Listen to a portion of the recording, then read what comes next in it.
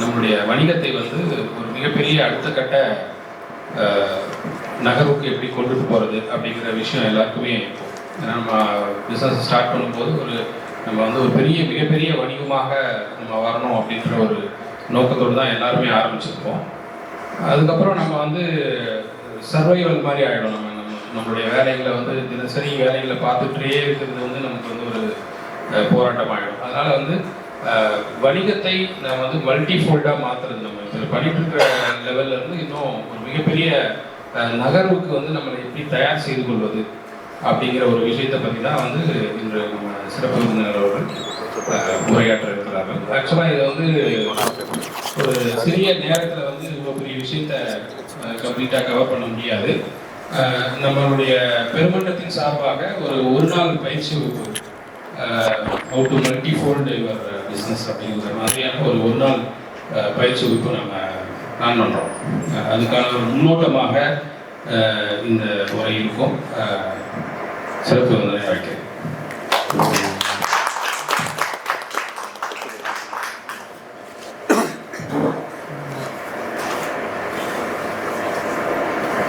எல்லோருக்கும் காலை வணக்கம். மகிழ்ச்சியாக இருக்கு. நிறைய பேர் காலை எந்திரிக்கிறதே 7:15 தான் எந்திரிக்கிறாங்க. ஆனால் 7:15 மீட்டிங்கில் வந்து காலையில் உட்காந்துருக்கீங்க அப்படின்னா வாழ்க்கையில் பெருசாக ஜெயிக்கணுங்கிற ஆர்வமும் வெறியும் இருக்கிறவங்க தான் அந்த அவைக்குள்ளே இருக்காங்க அப்படிங்கிறதுனால உணர முடியுது. உங்கள் அனைவருக்கும் என்னுடைய வாழ்த்துக்கள்.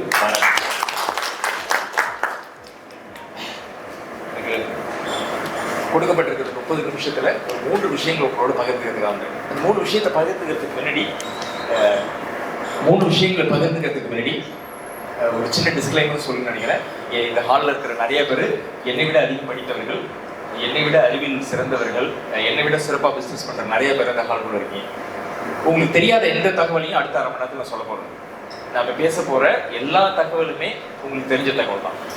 சமீபத்தில் ஒரு சர்வே முடிவு என்ன சொல்லுதுன்னா, ஒரு 3 ஆண்டுக்கு முன்னாடி சர்வே முடிவு எடுத்திருக்காங்க. ஒரு 2 வருஷத்துக்கு முன்னாடி அந்த முடிவு உலகம் ஃபுல்லாக எடுத்த சர்வேல 19லேருந்து 36 வயசு வரைக்கும் உள்ள யங்ஸ்டர்ஸ் எடுத்த சர்வேல நமக்கு இன்னைக்கு கடந்த 3 ஆண்டுகளில் நமக்கு கிடைச்சிருக்க இன்ஃபர்மேஷனில் 97% இன்ஃபர்மேஷன் கடைசி 3 வருஷம் தான் கிடைச்சிருக்குன்னு சொல்கிறாங்க. That means before covid or after covid. கோவிடுக்கு அப்புறம் நம்ம மண்டையில் இருக்க இன்ஃபர்மேஷனில் 97% இன்ஃபர்மேஷன் வெறும் 3 ஆண்டுகள் கிடைச்சிருக்கு.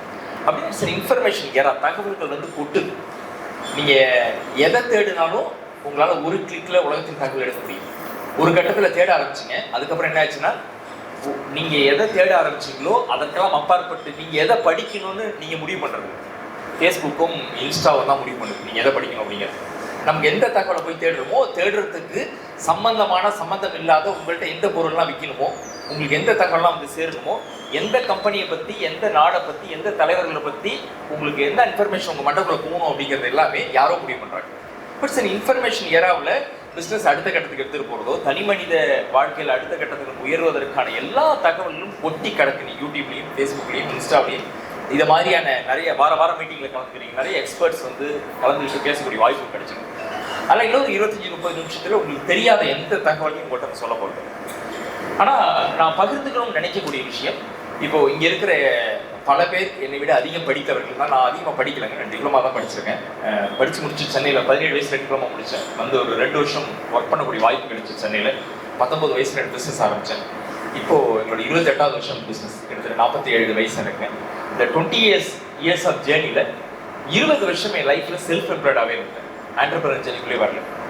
20 வருஷத்துக்கு அப்புறம் தான் என் ஜேர்னி செல்ஃப் எம்ப்ளாய்லேருந்து ஆண்டர்பிரனர்ஷிப் பிஸ்னஸ் மேன்லேருந்து ஆண்டர்பிரனர்ஷிப் அப்படிங்கிற ஜேர்னிக்கு மாறும்.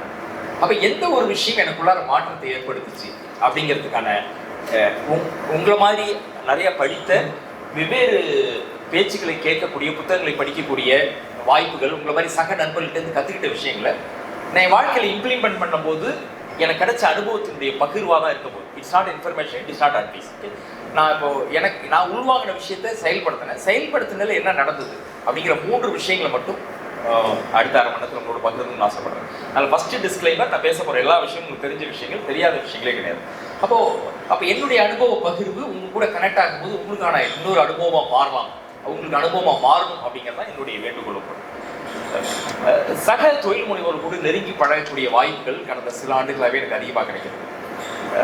ரொம்ப குறிப்பாக என்னுடைய பிஸ்னஸ் ஜேர்னியில் சொன்னேன். அதாவது 1996 நாங்கள் தங்கியிருந்த ரூமில் வந்து ஒரு நான் என் பேச்சுலர் இருந்தீங்க இந்த ரூமில் ஒரு இன்வெர்டர் அசம்பிளி யூனிட்டாக ஸ்டார்ட் பண்ணோம். அப்புறம் 97, 98 அவர் ரூம் ஆஃபீஸாக மாற்றணும். முக்கியமாக ஒரு 100 ஸ்கொயர் ஃபீட்டில் வந்து ஒரு பிஸ்னஸ் ஆரம்பிச்சு ஃபஸ்ட் இயரில் எங்களோட இன்வெஸ்ட்மெண்ட் 40,000 ரூபாய், ஃபஸ்ட் இயரில் டேர்ன் ஓவர் 3 லட்சம் ரூபாய். 2008ஆம் ஆண்டில் எங்களோட டேர்ன் ஓவர் 3 கோடி ரூபாய். 96 ஆரம்பிச்சு 2008ஆம் ஆண்டு வரைக்கும் ஒரு 3 லட்சம் ரூபா முதலிலிருந்து 3 கோடி ரூபாய் டேர்ன் ஓவராக கொண்டு வர முடிஞ்சது. கடந்த ஆண்டு எங்களுடைய டேர்ன் ஓவர் 92 கோடி ரூபாய். எதை உங்கள்கிட்ட பகிர்ந்துக்கணும் அப்படின்னு ஆசைப்பட்டேன்னா, எனக்கு தேடி கற்றுக்கிட்ட விஷயங்கள்ல A to B, B to Cன்னு சொல்லுவாங்க. எக்ஸ்பர்ட்ஸ் வந்து பிஸ்னஸ் ரீதியாக ஒரு தொழில ABC-ன்னு 3 பகுதியை பிரிக்கலாம்னு சொல்கிறாங்க. ஏலேருந்து பி, பிலேருந்து சி. உதாரணத்துக்கு இங்கே இருக்கிற பல பேர் என்னுடைய பிஸ்னஸில் நான் 3 லட்சம் ரூபா முதலீட்டுலேருந்து 3 கோடி ரூபா போகிறதுன்றது A to B. அப்போ B to Cங்கிறது 3 கோடி ரூபாயிலேருந்து எப்படி வந்து 92 கோடி பண்ண முடியுது. ஸோ இப்போ எல்லாரும் பொதுவாக கனெக்ட் ஆகிற மாதிரி சொல்லணும். நீங்கள் உதாரணத்துக்கு நீங்கள் பிஸ்னஸ் ஆரம்பிச்சு 5 வருஷம் ஆகுது. ஆரம்பிக்கிற முதல் வருஷம் 10 லட்ச ரூபா டர்ன் ஓவர் பண்ணீங்க. இன்னைக்கு 2 கோடி ரூபா டர்ன் ஓவர் பண்ணுறீங்க. இல்லை 3 லட்சம் ரூபாயிலேருந்து 2 கோடி வரதுக்கு ஒரு A to B அப்படின்னா 2 கோடி ரூபாயிலேருந்து 100 கோடி ரூபா வருது B to C அப்படின்னு வச்சுக்கிறேன்னு வச்சுக்கலாம். எக்ஸ்பர்ட்ஸ் என்ன சொல்கிறாங்கன்னா, ஏலேருந்து பிக்கு வரதுக்கு உங்களுடைய 3 லட்சம் ரூபா பிஸ்னஸ்லேருந்து 2 கோடி ரூபா வரதுக்கு உங்களுடைய எந்த தகுதிகள் எந்த திறன்கள்லாம் ஹெல்ப் பண்ணிச்சோ, இதோட எந்த தகுதியும் திறனும் 2 கோடியிலேருந்து 100 கோடி போகிறதுக்கு ஹெல்ப் பண்ணாது. இதான் ஃபார்முலா. அப்போ எதை புரிஞ்சுக்க வேண்டியிருக்கு அப்படின்னாக்கா, எனக்கு ஒரு தொழில் தெரியும், எனக்கு ஒரு சப்ஜெக்ட் தெரியும், எனக்கு வேலை தெரியும், எனக்கு இன்சூரன்ஸ் தெரியும், எனக்கு ஏசி சர்வீஸ் பண்ண தெரியும், எனக்கு வந்து ஆர்கானிக் ப்ராடக்ட் பண்ண தெரியும். இது எல்லாமே உங்களை ஏலேருந்து பிக்கு மட்டும் தான் கொண்டு போகும். பிலேருந்து சிக்கு போகணும் அப்படின்னா that requires a different skill set அப்படின்னு சொல்கிறாங்க. அந்த தேடல் எப்போ வருதோ அப்போ தான் செல்ஃப் எம்ப்ளாய்டு வந்து என்டர்பிரினர் ஜேர்னிக்கு என்னுடைய மாற்றம் நிகழ்ந்தது. எல்லாருடைய மாற்றமும் அப்படி தான் நிகழ்ந்தது. அப்புறம் நாங்கள் 96 ஆரம்பிச்சு 20 வருஷம் ஜேர்னி சொன்னோம். 2016 வரைக்கும் ஜேர்னி வேற மாதிரி இருந்தது. 2016க்கு அப்புறம் எனக்குள்ளார ஒரு தேடல் வர ஆரம்பிக்குது. தேடி நிறைய விஷயங்களை படிக்க ஆரம்பிக்கிறேன். அங்கே தான் செல்ஃப் எம்ப்ளாய்டு என்டர்பிரினர் ஜேர்னி மாறுது. அப்போ செல்ஃப் எம்ப்ளாய்டுனா என்டர்பிரினர்ஷிப் ரெண்டு கிட்டத்தட்ட ஒரே மாதிரி தாங்க இருக்கு. செல்ஃப் எம்ப்ளாய்டுனா எது அப்படின்னா, நான் ஒரு பிஸ்னஸ் பண்ணுறோம். உதாரணத்துக்கு சங்கர் சார் வந்து டேலி பிஸ்னஸில் இருக்காங்க. டேலியை வந்து கரைச்சி குடிச்சு வச்சுருக்காங்க. I know Shankar for a quite long time. எனக்கு டேலியில் எவ்வளோ மாஸ்டர் தெரியும். டேலியை வந்து எவ்வளவு ரொம்ப நல்லா சர்வீஸ் கொடுக்க முடியும், எப்படிலாம் கஸ்டமைஸ் பண்ண முடியும். டேலியை வந்து எனக்கு தெரிஞ்சு எப்படி வந்து ஃபோன் யூஸ் பண்ணுறோம் இல்லையா, எனக்கு தெரிஞ்சு என்ன மாரி ஆகலாம். எனக்கெல்லாம் பட்டன் ஃபோன் தான் வந்து ஃபோனே அவசியம் இல்லை. நான் பேசுறதுக்கு மட்டும் தான் ஃபோன் யூஸ் பண்ணுறேன். இந்த ஃபோனில் இருக்கிற ஃபியூச்சரில் 0.5% கூட நான் யூஸ் பண்ணுறது கிடையாது.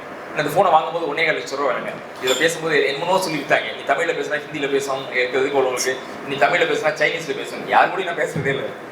இப்போ ஐஃபோன் எடுத்து யூஸ் பண்ணீங்கன்னா ஐஃபோனில் உள்ள ஐஃபோன் கம்பெனி என்ன சொல்கிறாங்க, ஆப்பிளில் வெறும் 2% ஃபியூச்சர் தான் மக்கள் யூஸ் பண்ணுறாங்கன்னு சொல்கிறாங்க. அப்படி இப்போ சங்கர் சாருக்கு வந்து டேலியில் இருக்கிற ஃபியூச்சரில் எனக்கு தெரிஞ்சு டேலியில் நாங்கள் 7-8% யூஸ் பண்ணுற மாதிரி தெரியல. அப்போ டேலியில் இருக்கிற ஃபியூச்சரை பெஸ்ட்டாக யூஸ் பண்ணுறதுக்கான எல்லா டெக்னாலஜியும் சங்கர் சார் இருக்கலாம்.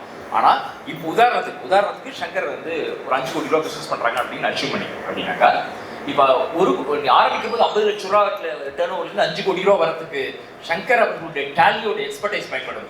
5 கோடியிலேருந்து 100 கோடி போகிறதுக்கு டேலியோட எக்ஸ்பர்டைஸ் அவசியம். That requires a different set of skills அப்படின்றாங்க. அது டிஃபரெண்ட் செட் ஆஃப் ஸ்கில்ஸ். அதுதான் செல்ஃப் எம்ப்ளாய்டு என்டர்பிரினர்ஷிப். எது செல்ஃப் எம்ப்ளாய்டு? நான் எனக்கு ஒரு தொழில் பண்ணுறது, ஒரு இடத்துல வேலை பார்த்துருக்கோம். இங்கே இருக்கிற பெரும்பான்மையான பேர் எப்படி வந்திருப்போம்னா, இப்போ தங்கை ஆர்கிடெக்ட் இருக்காங்கன்னா, இப்போ அவங்களுக்கு ஒரு ஆர்கிடெக்டாக படித்து முடிச்சு ஒரு கம்பெனியில் ஒர்க் பண்ணியிருப்பாங்க. நம்ம ஓன் பிஸ்னஸ் ஆரம்பிக்க கூடாதுன்னு வந்திருப்பாங்க. ஒரு ஆர்கிடெக்டாக ஒரு இடத்துல ஒர்க் பண்ணும்போது எனக்கு மாதம் ஒரு கம்பெனியில் ஒர்க் பண்ணுறப்போ ஒரு ஆர்கிடெக்டாக எனக்கு 1 லட்ச ரூபா பணம் கொடுக்குறாங்க. நான் ஒரு தொழில் பண்ணுறேன், ஒரு இன்சூரன்ஸ் பண்ணுறேன், எனக்கு 50,000 ரூபா கிடைக்கும். நான் ஒரு ஏசி சர்வீஸ் பண்ணுறேன், வெளியில் போய் சர்வீஸ் பண்ணால் எனக்கு ஒரு கம்பெனியில் ஒர்க் பண்ண 1 லட்ச ரூபா கிடைக்கும். வெளியில் போனால் எனக்கு 1 லட்ச ரூபா சம்பளம் கொடுப்பாங்க.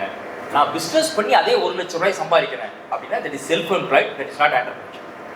நான் எப்போ வேணாலும் 10:30 மணிக்கு போகலாம், 11 மணிக்கு ஆஃபீஸ் போகலாம், என்னைக்கு வேணாலும் நான் ஃப்ரீயாக டைம் ஸ்பெண்ட் பண்ணலாம். இன்னொருத்தருக்கு இது கை கட்டி பதில் சொல்லணும். இல்லை இப்படி சொல்கிறேன், வெளியில் போய் ஒர்க் பண்ணாக்கா எனக்கு 1 லட்ச ரூபா சம்பளம் கிடைக்கும், இங்கே போனால் எனக்கு மாதம் 2.5 லட்ச ரூபா சம்பாதிக்கிறேன், 3 லட்ச ரூபா சம்பாதிக்கிறேன், அதுவும் செல்ஃப் எம்ப்ளாய்டு தான் என்டர்பிரினர்ஷிப். அப்போ எது என்டர்பிரினர்ஷிப் அப்படின்னு சொல்கிறாங்க எக்ஸ்பர்ட்ஸ் அப்படின்னாக்கா, இன்னைக்கு சமூகத்தில் இருக்கக்கூடிய ஏதோ நம்ம பண்ணக்கூடிய ஒன்று நீங்கள் பண்ணிட்டு இருக்கக்கூடிய இங்கே அறிமுகப்படுத்தின 100 பேருமே உங்கள் எதை பிஸ்னஸ்ன்னு சொன்னீங்களோ, இதே சமூகத்தில் ஏதோ ஒரு சவால், ஏதோ ஒரு சேலஞ்ச், மக்களுக்கு இருக்கக்கூடிய பிரச்சனை, மக்களுக்கு இருக்கக்கூடிய ஏதோ ஒரு பிரச்சனையை தீர்க்கக்கூடிய சொல்யூஷன் உங்கள் கையில் இருக்கு. அப்போ எது என்டர்பிரினர்ஷிப் அப்படின்னா, சமூகத்தில் எதெல்லாம் நீ சேலஞ்சிங் பார்க்குறீங்களோ அந்த சேலஞ்சிங் பாயிண்ட்ல உங்கள் மனசுக்கு கனெக்ட் ஆகக்கூடிய ஒரு விஷயத்தை கையில் எடுத்து உங்களோட ஃபுல்லஸ்ட் பொட்டன்ஷியலை பயன்படுத்தி. ஃபுல்லஸ்ட் பொட்டன்ஷியல் எங்கே மீன் பண்ணுறேன் அப்படின்னாக்கா, நான் ஒரு விஷயத்தை ஆழமானவரேன். கடவுள் நம்பர் கடவுள், இயற்கை நம்பர் இயற்கை, பிரபஞ்சம் நம்பர் பிரபஞ்சம், என்ன வேணாலும் பேர் வச்சுங்க. நான் கடவுள் நம்பிக்கை உள்ளவன். நான் கடவுள் சொல்லும்போது கனெக்ட் ஆகலைன்னா பிரபஞ்சம், யூனிவர்ஸ், என்ன வேணாலும் பேர் வச்சுங்க. கடவுள் எல்லாருக்குள்ளாரையும் ஒரே மாதிரி பொட்டன்ஷியல் கொடுத்துருக்கான்றது ஆழமான நம்பர். பிறக்கும் போது எல்லாருக்குள்ளாரையும் ஒரே மாதிரி பொட்டன்ஷியல் கொடுக்குறாரு. யாரு ஜெயிக்கிறா பெருசானா, யாரு கொடுக்கப்பட்டிருக்கிற பொட்டன்ஷியலை ஃபுல்லா யூஸ் பண்ணி கண்ணுக்கு இருக்கிற ஆப்பர்ச்சுனிட்டிஸ் எல்லாத்தையும் எடுத்துக்கிட்டு யார் ஆப்பர்ச்சுனிட்டி பயன்படுத்துறாங்கன்னு சாதிக்கிறாங்க. பாக்கி பேர் சாதாரணமானவங்க. ஒரு விஷயத்தை ரொம்ப ஆழமா நம்புறாங்க. எல்லா சாதனையாளர்களும் ஒரு காலத்துல சாதாரணமா இருந்தவங்க தான். யார் சாதனையாளர் மாறினாங்களா, யாரெல்லாம் சூழ்நிலைகளை காரணம் சொல்கிறார்களோ அவர்கள் சாதாரணமானவராக இருக்கிறார்கள். யாரெல்லாம் சூழ்நிலைகளை வாய்ப்பாக மாற்றிக் கொள்கிறார்களோ அவர்களெல்லாம் சாதனையாளராக மாறினார்கள். அப்ப கடவுளோ இயற்கையோ பிரபஞ்சமோ எது வச்சுட்டு ஒரு பெரிய பொட்டன்ஷியல் உங்களுக்குள்ளார கொடுத்துருக்கு. கண்ணுக்கு எதிர ஆப்பர்ச்சுனிட்டிஸ் கொட்டி கிடக்கு. என்ன சொல்ற சார், இந்த ஜென்ரேஷன்ல 2020 இருந்து 30க்குள்ள உங்களால ஜெயிக்க முடியல, வாழ்க்கையில எப்போதுமே ஜெயிக்க முடியும். வார்த்தை பயன்படுத்த மாட்டேங்குது. 2020 30க்குள்ள தொழில் பண்றவங்க இப்ப ஜெயிக்க முடியலன்னா வாழ்க்கையில எப்போதுமே ஜெயிக்க முடியாது. இந்தியாவிலையும் தமிழ்நாட்டிலையும் உங்களால ஜெயிக்க முடியல, உலகத்துல எங்கேயுமே ஜெயிக்க முடியாது. உலகத்திலே அதிகமான டொமஸ்டிக் கன்சியூமர் கொண்ட நாடு இந்தியா. இந்தியாவோட அதிகமாக மக்கள் தொகை கொண்ட நாடு சைனா. ஆனா சொந்த ஒரு நாட்டில் உற்பத்தி பண்ற பொருட்கள்ல 76% சொந்த நாட்டுக்கு பயன்படுத்தக்கூடிய ஒரே பெருமை இந்தியாவுக்கு மட்டும்தான். இன்னைக்கு இந்தியாவில் லார்ஜஸ்ட் குரோயிங் எக்கனாமி தமிழ்நாடு. நம்ம அரசியல் 1000 விமர்சனம் பண்ணலாம், 1000 காரணங்கள் சொல்லலாம். எல்லாத்தையும் தாண்டி ஹையர் எஜுகேஷன்ல we are at number 1, எஜுகேஷன்ல we are at number 1, ஹெல்த்ல we are at number 1, இண்டஸ்ட்ரீஸ்ல we are number 1, number 2, number 3 position இருக்கும். இன்னைக்கு எது இந்தியா உலகத்திலேயே இந்தியா தான் number 1, number 2 சொல்லப்படுது. ப்ராடக்ட்ல நிறைய ப்ராடக்ட் தமிழ்நாடு தான் காரணமா இருக்கு. So Tamil Nadu is one of the best largest economy. இன்னைக்கு பல்வேறு அரசியல் சூழல்களுக்கு பல்வேறு பாலிடிக்ஸ்ல இருந்த பிரச்சனைக்கு அப்பாற்பட்டு தொடர்ந்து தமிழ்நாடு வளர்ந்துகிட்டே இருக்கு. ஜிடிபி வளருது. ஹையஸ்ட் நோட்டீஸ் அடிச்சு விட்றாங்கல்ல, அதிகமா நாங்கள் டாக்ஸ் கொடுக்குறோம், திரும்ப கொடுங்கன்னு கேட்கறாங்களே, அதிகமா டாக்ஸ் கட்டுறோம் அந்த கண்ட்ரிக்கு, திரும்ப கொடுக்குறோம் அப்படின்னா நிறைய பிசினஸ் பண்றோம். அப்ப நியாயமாகவும் நேர்மையாகவும் திறன்களோடும் இருக்கக்கூடிய மாநிலமாக தமிழ்நாடு இருக்கு. இந்த மாதிரி ஒரு பொட்டன்ஷியல் இப்போ வளர்னா எப்பவுமே வளர முடியாது. எதை புரிஞ்சுக்க வேண்டியிருக்கு, செல்ஃப் எம்ப்ளாய்டுக்கும் ஆண்டர்பிரினர்ஷிப்புக்கும் இருக்கக்கூடிய பெரிய வித்தியாசம் நான் பிசினஸ் ஆரம்பிக்கும் போது நிறைய பேர் ஏன் பிசினஸ் போனீங்கன்னு கேட்டா சொல்லுவாங்க. எனக்கு ஒரே ஒரு கொஸ்டின் இருக்கு, ஆன்சர் பண்ண முடியுமா? ஒரு பிசினஸ் மேன்ல யார் பணக்காரம், எத்தனை வீடு வச்சிருக்காங்க, எத்தனை கார் வச்சிருக்காங்க, எத்தனை கோடி பண்றவங்க, எல்லாம் டிஃபைன் பண்ண முடியுமா? எத்தனை பேருக்கு எம்ப்ளாய்மெண்ட் சார் பேருக்கு சீனிவாசன் இருக்கலாம், கை தட்டிக்கலாம். எத்தனை பேருக்கு எம்ப்ளாய்மெண்ட், எத்தனை பேரோட வாழ்க்கையை மாத்திரம் அப்படிங்கிறது யார் பணக்காரங்க? வேற யாராவது யாரு பெரிய பணக்காரங்க?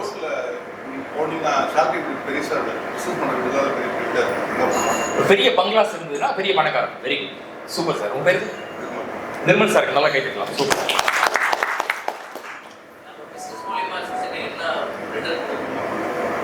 பிசினஸ் மூலியமா சமூகத்துல என்ன இம்பாக்ட் கிரியேட் பண்றோம்? சார் பேரு சையத் சார், நல்லா கேட்டுக்கலாம். என்ன இம்பாக்ட் பாசிட்டிவான ஆட்களே வச்சிருக்கீங்க. எந்த விதமான கடனும் இல்லாம இருக்கிறோம். ஓ, public issue, public limited company உருவாக்குறோம். பப்ளிக் இஷ்யூ சால்வ் பண்றோம். Good good. சார் சொன்ன அதே கருத்துல உள்ள பண்ணீங்க. Super super super. இது எல்லாமே கரெக்டான ஆன்சர். இது நீங்க சொன்ன அத்தனையுமே கரெக்டான ஆன்சர். ஆனா காமனா எல்லாருக்குமே ஒரு ஆன்சர் பொறுத்த ஆன்சரா சொல்லிட்டுங்களா? யாரு பிசினஸ் மேன்ல பெரிய பணக்காரங்கன்னா யாருக்கு தனக்கு பிடிச்ச விஷயங்களை செய்யறதுக்கு நேரம் கிடைக்குதோ அவங்க தான் பிசினஸ்ல பணக்காரங்க. தொழில் ஆரம்பிக்கும் போது என்ன ஆரம்பிக்கிறோம்? ஒரு வேலையை விட்டுட்டு தொழில் ஆரம்பிக்கும் போது நான் இன்னும் சுதந்திரமா இருக்கலாம், நான் எப்போ வேணாலும் ஆஃபீஸ் போகலாம், எப்போ வேணாலும் வரலாம், ஒய்ஃப்க்கு நேரம் கொடுக்கலாம், பிள்ளைங்களுக்கு நேரம் கொடுக்கலாம், பிடிச்ச சினிமா பார்க்கலாம், பிடிச்ச ஃப்ரெண்ட்ஸ் கூட பார்க்கலாம். எதையாவது பண்ண முடியல. எந்த வீட்லயாவது ஒய்ஃப் சினிமாவுக்கு 7 மணிக்கு போகணும்னா 5 மணிக்கு வீட்டுக்கு போயிருக்குமா? எந்த வீட்லயாவது எத்தனை பேர் யாரும் ஹேண்ட்ரைஸ் பண்ணா மனசுக்குள்ள வச்சுங்க, எத்தனை பேர் பேரண்ட் டீச்சர் அசோசியேஷன் குழந்தைங்க மீட்டிங்கு எல்லா மீட்டிங்கும் போகணும்? எத்தனை பேர் பிடிச்ச நண்பர்களோடு குவாலிட்டியா டைம் ஸ்பெண்ட் பண்றோம்? அது நைட் 8 மணிக்கு ஸ்பெண்ட் பண்றதை பத்தி கேட்கலாம். நான் குவாலிட்டியான டைம் பிடித்த நண்பர்களோடு எத்தனை பேர் டைம் ஸ்பெண்ட் பண்றோம்? எத்தனை பேர் மனைவியோடு உட்கார்ந்து ஒரு வாரத்துக்கு 1 மணி நேரமாவது மனசு விட்டு பேசணும்? எத்தனை பேர் பிள்ளைங்களுக்கு நைட்டு 10 மணிக்கு தோல்ல கை போட்டு கதை சொல்றோம்? எத்தனை பேர் தன்னுடைய அப்பாட்ட உட்காந்து அம்மாட்ட உட்காந்து வீட்டில் உட்காந்து ஒரு 1/2 மணி நேரம் அப்பாவும் அம்மாவும் சொல்ற விஷயங்களை காது கொடுத்து கேட்குறோம்? அப்பா அம்மா கூட இல்லை, ஊர்ல இருக்காங்கன்னா உங்களை எத்தனை பேர் ஒரு நாளைக்கு 5 நிமிஷம் அம்மாட்ட பேசுறதுக்கான நேரம் ஒதுக்க முடியும்? அப்ப பொண்டாட்டிக்கு நேரம் கொடுக்க முடியல, பிள்ளைங்களுக்கு நேரம் கொடுக்க முடியல, அப்பா அம்மாவுக்கு நேரம் கொடுக்க முடியல, பிடித்த நண்பருக்கு நேரம் கொடுக்க முடியல. எல்லாத்தையும் தாண்டி எனக்கு வாழ்க்கையில எது பிடிக்குமோ இது எதையுமே செய்ய முடியாதவங்களுக்கு பேரு சக்சஸ்ஃபுல் பிசினஸ் மேன். அப்ப வெறும் 100 கோடி சம்பாரிச்சு பங்களா கட்டி சமூகத்தில் இம்பாக்ட் கிரியேட் பண்ணிட்டா நம்ம சக்சஸ்ஃபுல்லா? யாரு வாழ்க்கையில பிசினஸ் மேன்ல பெரிய பணக்காரம்னா யாரு தனக்கு பிடித்த விஷயங்களை செய்வதற்கான நேரம் ஒதுக்க முடியுதோ அவங்க தான் பெரிய பணக்காரன். அப்ப இன்னைக்கு செஷன்ல நான் பதிவு பண்ணணும்னு நினைக்கிற முதல் கருத்து, செல்ஃப் எம்ப்ளாய்டு எப்ப ஆண்டர்பிரினர்ஷிப் வரும் அப்பதான் அதுக்கான முதல் படியா இருக்க முடியும். அப்ப எது செல்ஃப் எம்ப்ளாய்டு திரும்ப டிஃபைன் பண்றேன். எனக்கு வெளியில போனா 1 லட்ச ரூபா சம்பளம் கிடைக்கும், நான் வேலையை செஞ்சா அந்த எனக்கு வந்து 3 லட்ச ரூபா கிடைக்குது. It is not a business, it's entrepreneurship, it is self employed. இன்னொரு கம்பெனில போய் நெகோஷியேட் பண்ணி 3 லட்ச ரூபா கொடுத்துருவாங்க. எதுக்கு இன்வெஸ்ட் பண்ணி போராடி காலை 7:45 மணிக்கு சிட்டாசிஸ்ல வந்து உட்காந்து காலையில தூங்கி எழுந்து 10 மணிக்கு ஆஃபீஸ் போகலாம், 6 மணிக்கு வரலாம். நீங்க 1.5 லட்ச ரூபா ஒரு கம்பெனி சம்பளம் வாங்குறீங்கன்னா இன்னொரு கம்பெனில போய் இந்த ஆஃபர் காட்டிங்கன்னா 2 லட்ச ரூபா, நான் 10 வருஷம் எக்ஸ்பீரியன்ஸ் இருக்கு கொடுக்க தயாரா இருப்பான். எதுக்கு இவ்வளவு பெரிய போராட்டம்? சனிக்கிழமை வீட்டில் இருக்கலாம், ஞாயிற்றுக்கிழமை வீட்டில் இருக்கலாம், பிடிச்ச நேரத்தை ஸ்பெண்ட் பண்ணலாம், பிசினஸ் பண்ணணும் அவசியம் இல்லை. திரும்ப டிஃபைன் பண்றாங்க.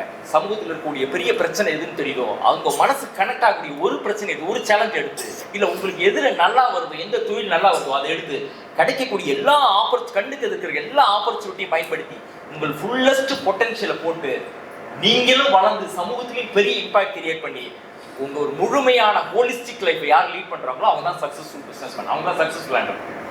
அப்ப எத்தனை பேர் இதை பண்றோம்? அப்ப பல பேருடைய வாழ்க்கையில ஓடிட்டே இருக்கும். இன்னொரு டெஃபினேஷன் கொடுக்கணும்னு நினைக்கிறேன். எந்த நிறுவனங்கள்லாம் பெருசா வளருது, நிறைய பேருக்கான ஒரு பெரிய இன்ஸ்பிரேஷன் இருக்கும். எப்படி இன்ஸ்பிரேஷன் இருக்கும்னா, நம்ம துறை சார்ந்து யாரோ நிறுவனத்தை பார்த்து ஆச்சரியப்படுறோம். இவரால் மட்டும் எப்படி இப்படி பண்ண முடியுது, இவரால் மட்டும் எப்படி இவ்வளவு உயரத்துக்கு போக முடியுது சொல்லிட்டுக்கலாம். உங்க இண்டஸ்ட்ரியில உங்க கூடவே பிசினஸ் ஆரம்பிச்சிருப்பாரு. நம்ம 2 கோடி ரூபா பண்ணிட்டு இருப்போம், அவர் 20 கோடி ரூபா பண்ணிட்டு இருப்பாரு. நம்ம கூட கிளாஸ்ல படிச்ச ஒருத்தர், நீங்க 85 மார்க் எடுத்திருப்பீங்க, அந்த பையன் 60 மார்க் எடுத்திருப்பாரு, அரியர் வச்சு வெளில வந்திருப்பாரு. அவர் ஒரு 50 கோடி ரூபாய்க்கு பிசினஸ் பண்ணிட்டு இருப்பாரு. நம்ம கூடவே நமக்கு அப்புறம் பிசினஸ் ஆரம்பிச்ச, நம்ம கூட ஆரம்பிச்ச, இல்ல நம்ம கூட ஒன்னா படிச்ச, இல்ல சக நண்பர்களா ஒரே நிறுவனத்துல ஒர்க் பண்ணி நீங்க வெளியில வரதுக்கு அடுத்த வருஷம் அவர் வெளில வந்திருப்பாரு. நீங்க 2 கோடி ரூபா பண்ணிட்டு இருக்கீங்க, அவர் 10 கோடி ரூபா பண்ணிட்டு இருப்பாரு. இது எங்க வேணாலும் கனெக்ட் பண்ணீங்க. பிசினஸா இருக்கலாம், இல்ல கூட படிச்ச ஃப்ரெண்ட்ஸா இருக்கலாம், இல்ல ஒரு ரிலேஷன்ஷிப்பா இருக்கலாம், கணவன் மனைவி உறவா இருக்கலாம், நட்பா இருக்கலாம், எல்லா இடத்துலையும் ஏதோ இது அது பொறாம கிடையாது, ஒரு இன்ஸ்பிரேஷன். யாரோ ஒருத்தரை பார்த்து ஆச்சரியப்படும். இது ஃபர்ஸ்ட் சர்க்கிள். ஓகே, உங்களுக்கு தெரிஞ்சு கூட படிச்ச, இல்ல கூட ஒர்க் பண்ண, நமக்கு ஜூனியரா இருந்த, நம்ம ஸ்கூல்ல படிச்ச ஃப்ரெண்ட்ஸா இருக்கிற யாரோ ஒருத்தர் வாழ்க்கையில எப்படி இவரால முடியுது, அது எதுல வேணாலும் இருக்கலாம். யாரோ ஒருத்தரை பார்த்தீங்க, ஒரு சில பேர் எல்லாருக்கும் பிடிக்கும். யாரோ ஒருத்தர் உங்க மனசுல கனெக்ட் ஆவாங்க பாருங்க, யாரோ ஒருத்தர் டக்குன்னு வருவாங்க. எல்லாருக்கும் பிடிச்சவங்க, எங்க போனாலும் அவருக்கு சுத்தி ஒரு கூட்டம் இருந்துகிட்டே இருக்கும். அவர் போனாருன்னா அவர் சுத்தி ஒரு 50 பேர் நின்றுட்டே இருப்பாங்க. எங்க போனாலும் அவர் கொண்டாடுவாங்க. எப்படி அவரால் முடியுது, எப்படி அவரால் எல்லாரும் பிடிச்சவங்களுக்கு முடியும்? நாட் ஒன்லி பிசினஸ், எந்த ஏரியாவிலுமே யாரோ ஒருத்தர் பார்த்து இன்ஸ்பயர் பண்ணும். இது தாண்டி ஃபர்ஸ்ட் சர்க்கிள் சொன்னேன். அந்த சர்க்கிளை தாண்டி வெளியில வந்தீங்கன்னா நம்ம இண்டஸ்ட்ரியில மாஸ்டர் இருக்காங்க. நம்ம இங்க இருக்கக்கூடிய ஒருத்தரோட தொழிலையும் பார்த்தீங்கன்னா தெரியும். யாரோ ஒருத்தர் வந்து நம்ம இண்டஸ்ட்ரியில தமிழ்நாட்டில் பெஸ்டா இருப்பாங்க, இந்தியாவில் பெஸ்டா இருப்பாங்க, பெரிய பிராண்டா இருப்பாங்க. அப்போ ஒரு பெரிய பிராண்ட், உதாரணத்துக்கு சார் ராஜ்குமார் தான் சார். இப்போ ராஜ்குமார் சார் வந்து ஒரு பேரண்டிங் அப்படின்னு ஒரு சார் சொன்ன விஷயங்கள் மனசுல பதிவு. இப்போ ஒரு பேரண்டிங் செஷன் எடுக்கிறேன், நான் ஒரு life skill coach, soft skill ட்ரைனர்னு சொல்றாங்க. இன்னைக்கு வந்து நிறைய பிராண்ட்ஸ் வந்து நிறைய சின்னதாக பண்றாங்க. ஆனா ஒரு 3-4 பேர் பெரிய பிராண்டா தமிழ்நாட்டில் உருவாக்காங்க. ஒரு எக்ஸாம்பிள் ஈஸியா புரியும்னா மகாத்ரியாரா இன்னைக்கு ஒரு பெரிய பிராண்டா உருவாக்காங்க ட்ரைனிங். இப்போ சாருக்கு என்ன ஆச்சரியம் இருக்குன்னா, வீடியோ பார்க்கும்போது மகாத்ரியாராவுக்கு மட்டும் இப்படி இவ்வளவு பேர் ஃபாலோ பண்றாங்க. நான் 10,000 ரூபாய் காசு கேட்டா கொடுக்க மாட்டேங்கிறாங்க, அவர் 8 லட்ச ரூபாய் காசு கொடுத்துட்டு போனை வச்சுட்டு 8 நாள் உட்காந்துருக்காங்க. இந்த கேள்விகள் பல பேருக்குள்ள வேணும். நான் சொன்னா வந்து 10,000 ரூபாய் காசு கேட்டா அழுகுறாங்க, அவருக்கு 2 லட்ச ரூபா 3 லட்ச ரூபா பணத்தை கொடுத்து 8 நாள் போனை வாங்கி வச்சுட்டு காலண்டர் இல்ல, போன் இல்ல, தூங்குறியா, சாப்பிடுறியா, எதுவுமே கேட்கல, 8 நாள் கழிச்சு வீட்டுக்கு அனுப்புறேன், இதுக்கு 2 லட்ச ரூபாய் பணம் கட்டிட்டு போய் உட்காந்துருக்கும். எப்படி இது பாசிபிள்னா, இட்ஸ் பிகம் அ பிராண்ட். அப்ப எப்படி நம்ம துறை சார்ந்து ஒருத்தர் நீங்க பண்ணக்கூடிய ஒரு பிசினஸ்லயும் யாரோ ஒருத்தர் இன்ஸ்பிரேஷன் இருப்பாங்க. என்னுடைய கேள்விங்க, நம்ம யோசிக்க வேண்டிய விஷயம், நான் இந்த லெவல்ல இருக்கேன், நான் பார்த்து இன்ஸ்பயர் ஆகக்கூடிய பர்சன் இப்படி இருக்காங்க அப்படின்னா எதை கேட்டுக்கணும்னா, எதனால அவங்களால அந்த இடத்துக்கு போக முடிஞ்சது, இவங்கள மாதிரி போகணும்னா வாழ்க்கையில ஆசைப்படுறதுக்கும் தகுதியை வளர்த்துறதுக்கும் நிறைய வித்தியாசம். ஆசைப்படுறது வேற, தகுதி வளர்த்துக்கிறது வேற. எல்லாருக்குமே ஆசை இருக்கும். எதை பண்ணணும்னா, யாரை பார்த்து இன்ஸ்பயர் ஆகிறோமோ அவங்கள்ட்ட அவங்க சார்ந்து நம்ம கேட்டுக்க வேண்டிய கேள்வி, எந்த தகுதியை வளர்த்துக்கிட்டதுனால அவர் அந்த இடத்துக்கு போனார். இந்த ஒரு கொஸ்டினை யாரை பார்த்து இன்ஸ்பயர் ஆகுறீங்களோ கோவரிட்டு இந்த ஃபோரம்குள்ளார இருக்கக்கூடிய ஒரு நண்பராக இருக்கலாம். இப்போ சார் வந்து ஒரு டைகாஸ்டிங் 300 கோடி கம்பெனி, கார்த்திகேயா தானே சார், கார்த்திகேயா ஃபவுண்டேஷன் 300 கோடி ரூபா டர்ன் ஓவர் பண்றாங்க, ஒரு புது ப்ராடக்ட் இன்னோவேட் பண்றாங்க. நான் உட்பட இங்க இருக்கிற பலருக்கு என்ன கேள்வி, எப்படி இவரால் ஒரு 300 கோடி ரூபா பண்ண முடியுது, எப்படி ஒரு புது ப்ராடக்ட் இன்வென்ட் பண்ண முடியுது, அதுக்கு பின்னாடி எவ்வளவு வலியிலையும் வேதனையும் சுமந்திருக்காரு, என்ன தகுதிகளை வளர்த்துட்டாரு, எத்தனை நாள் எவ்வளவு படிச்சாரு, எத்தனை ஃபோரம் போனாரு, எத்தனை நெட்வொர்க் மீட்டிங் அட்டன் பண்ணாருன்னு அவர் கேட்டாரு. அப்ப எல்லா சாதனையாளர்களும் ஒரு காலத்துல சாதாரணமானவர்கள் இருந்தார்கள். சாதாரணமானவர்களாக இருந்த பொழுது அவங்க என்ன செஞ்சாங்கன்றத படிக்கும். இது அண்டர்லைன் பண்ணிங்க. சக்சஸ் ஸ்டோரியை படிக்கும் போது எதை படிக்கணும்னா, சக்சஸ் ஸ்டோரியை படிக்கும் போது அவங்க கடைசி 2 வருஷத்துல என்ன பண்ணாங்கன்னு படிக்காதீங்க. எல்லா சாதாரணமானவர்களும் சாதனையாளர்களாக மாறுகிறார்கள். அவங்கள்ட்ட படிக்க வேண்டிய பாடம், சாதாரண மாணவர்களாக இருந்த போது அவங்க என்ன பண்ணாங்களோ அதை நம்ம பண்ண நமக்கு அது இருக்கு.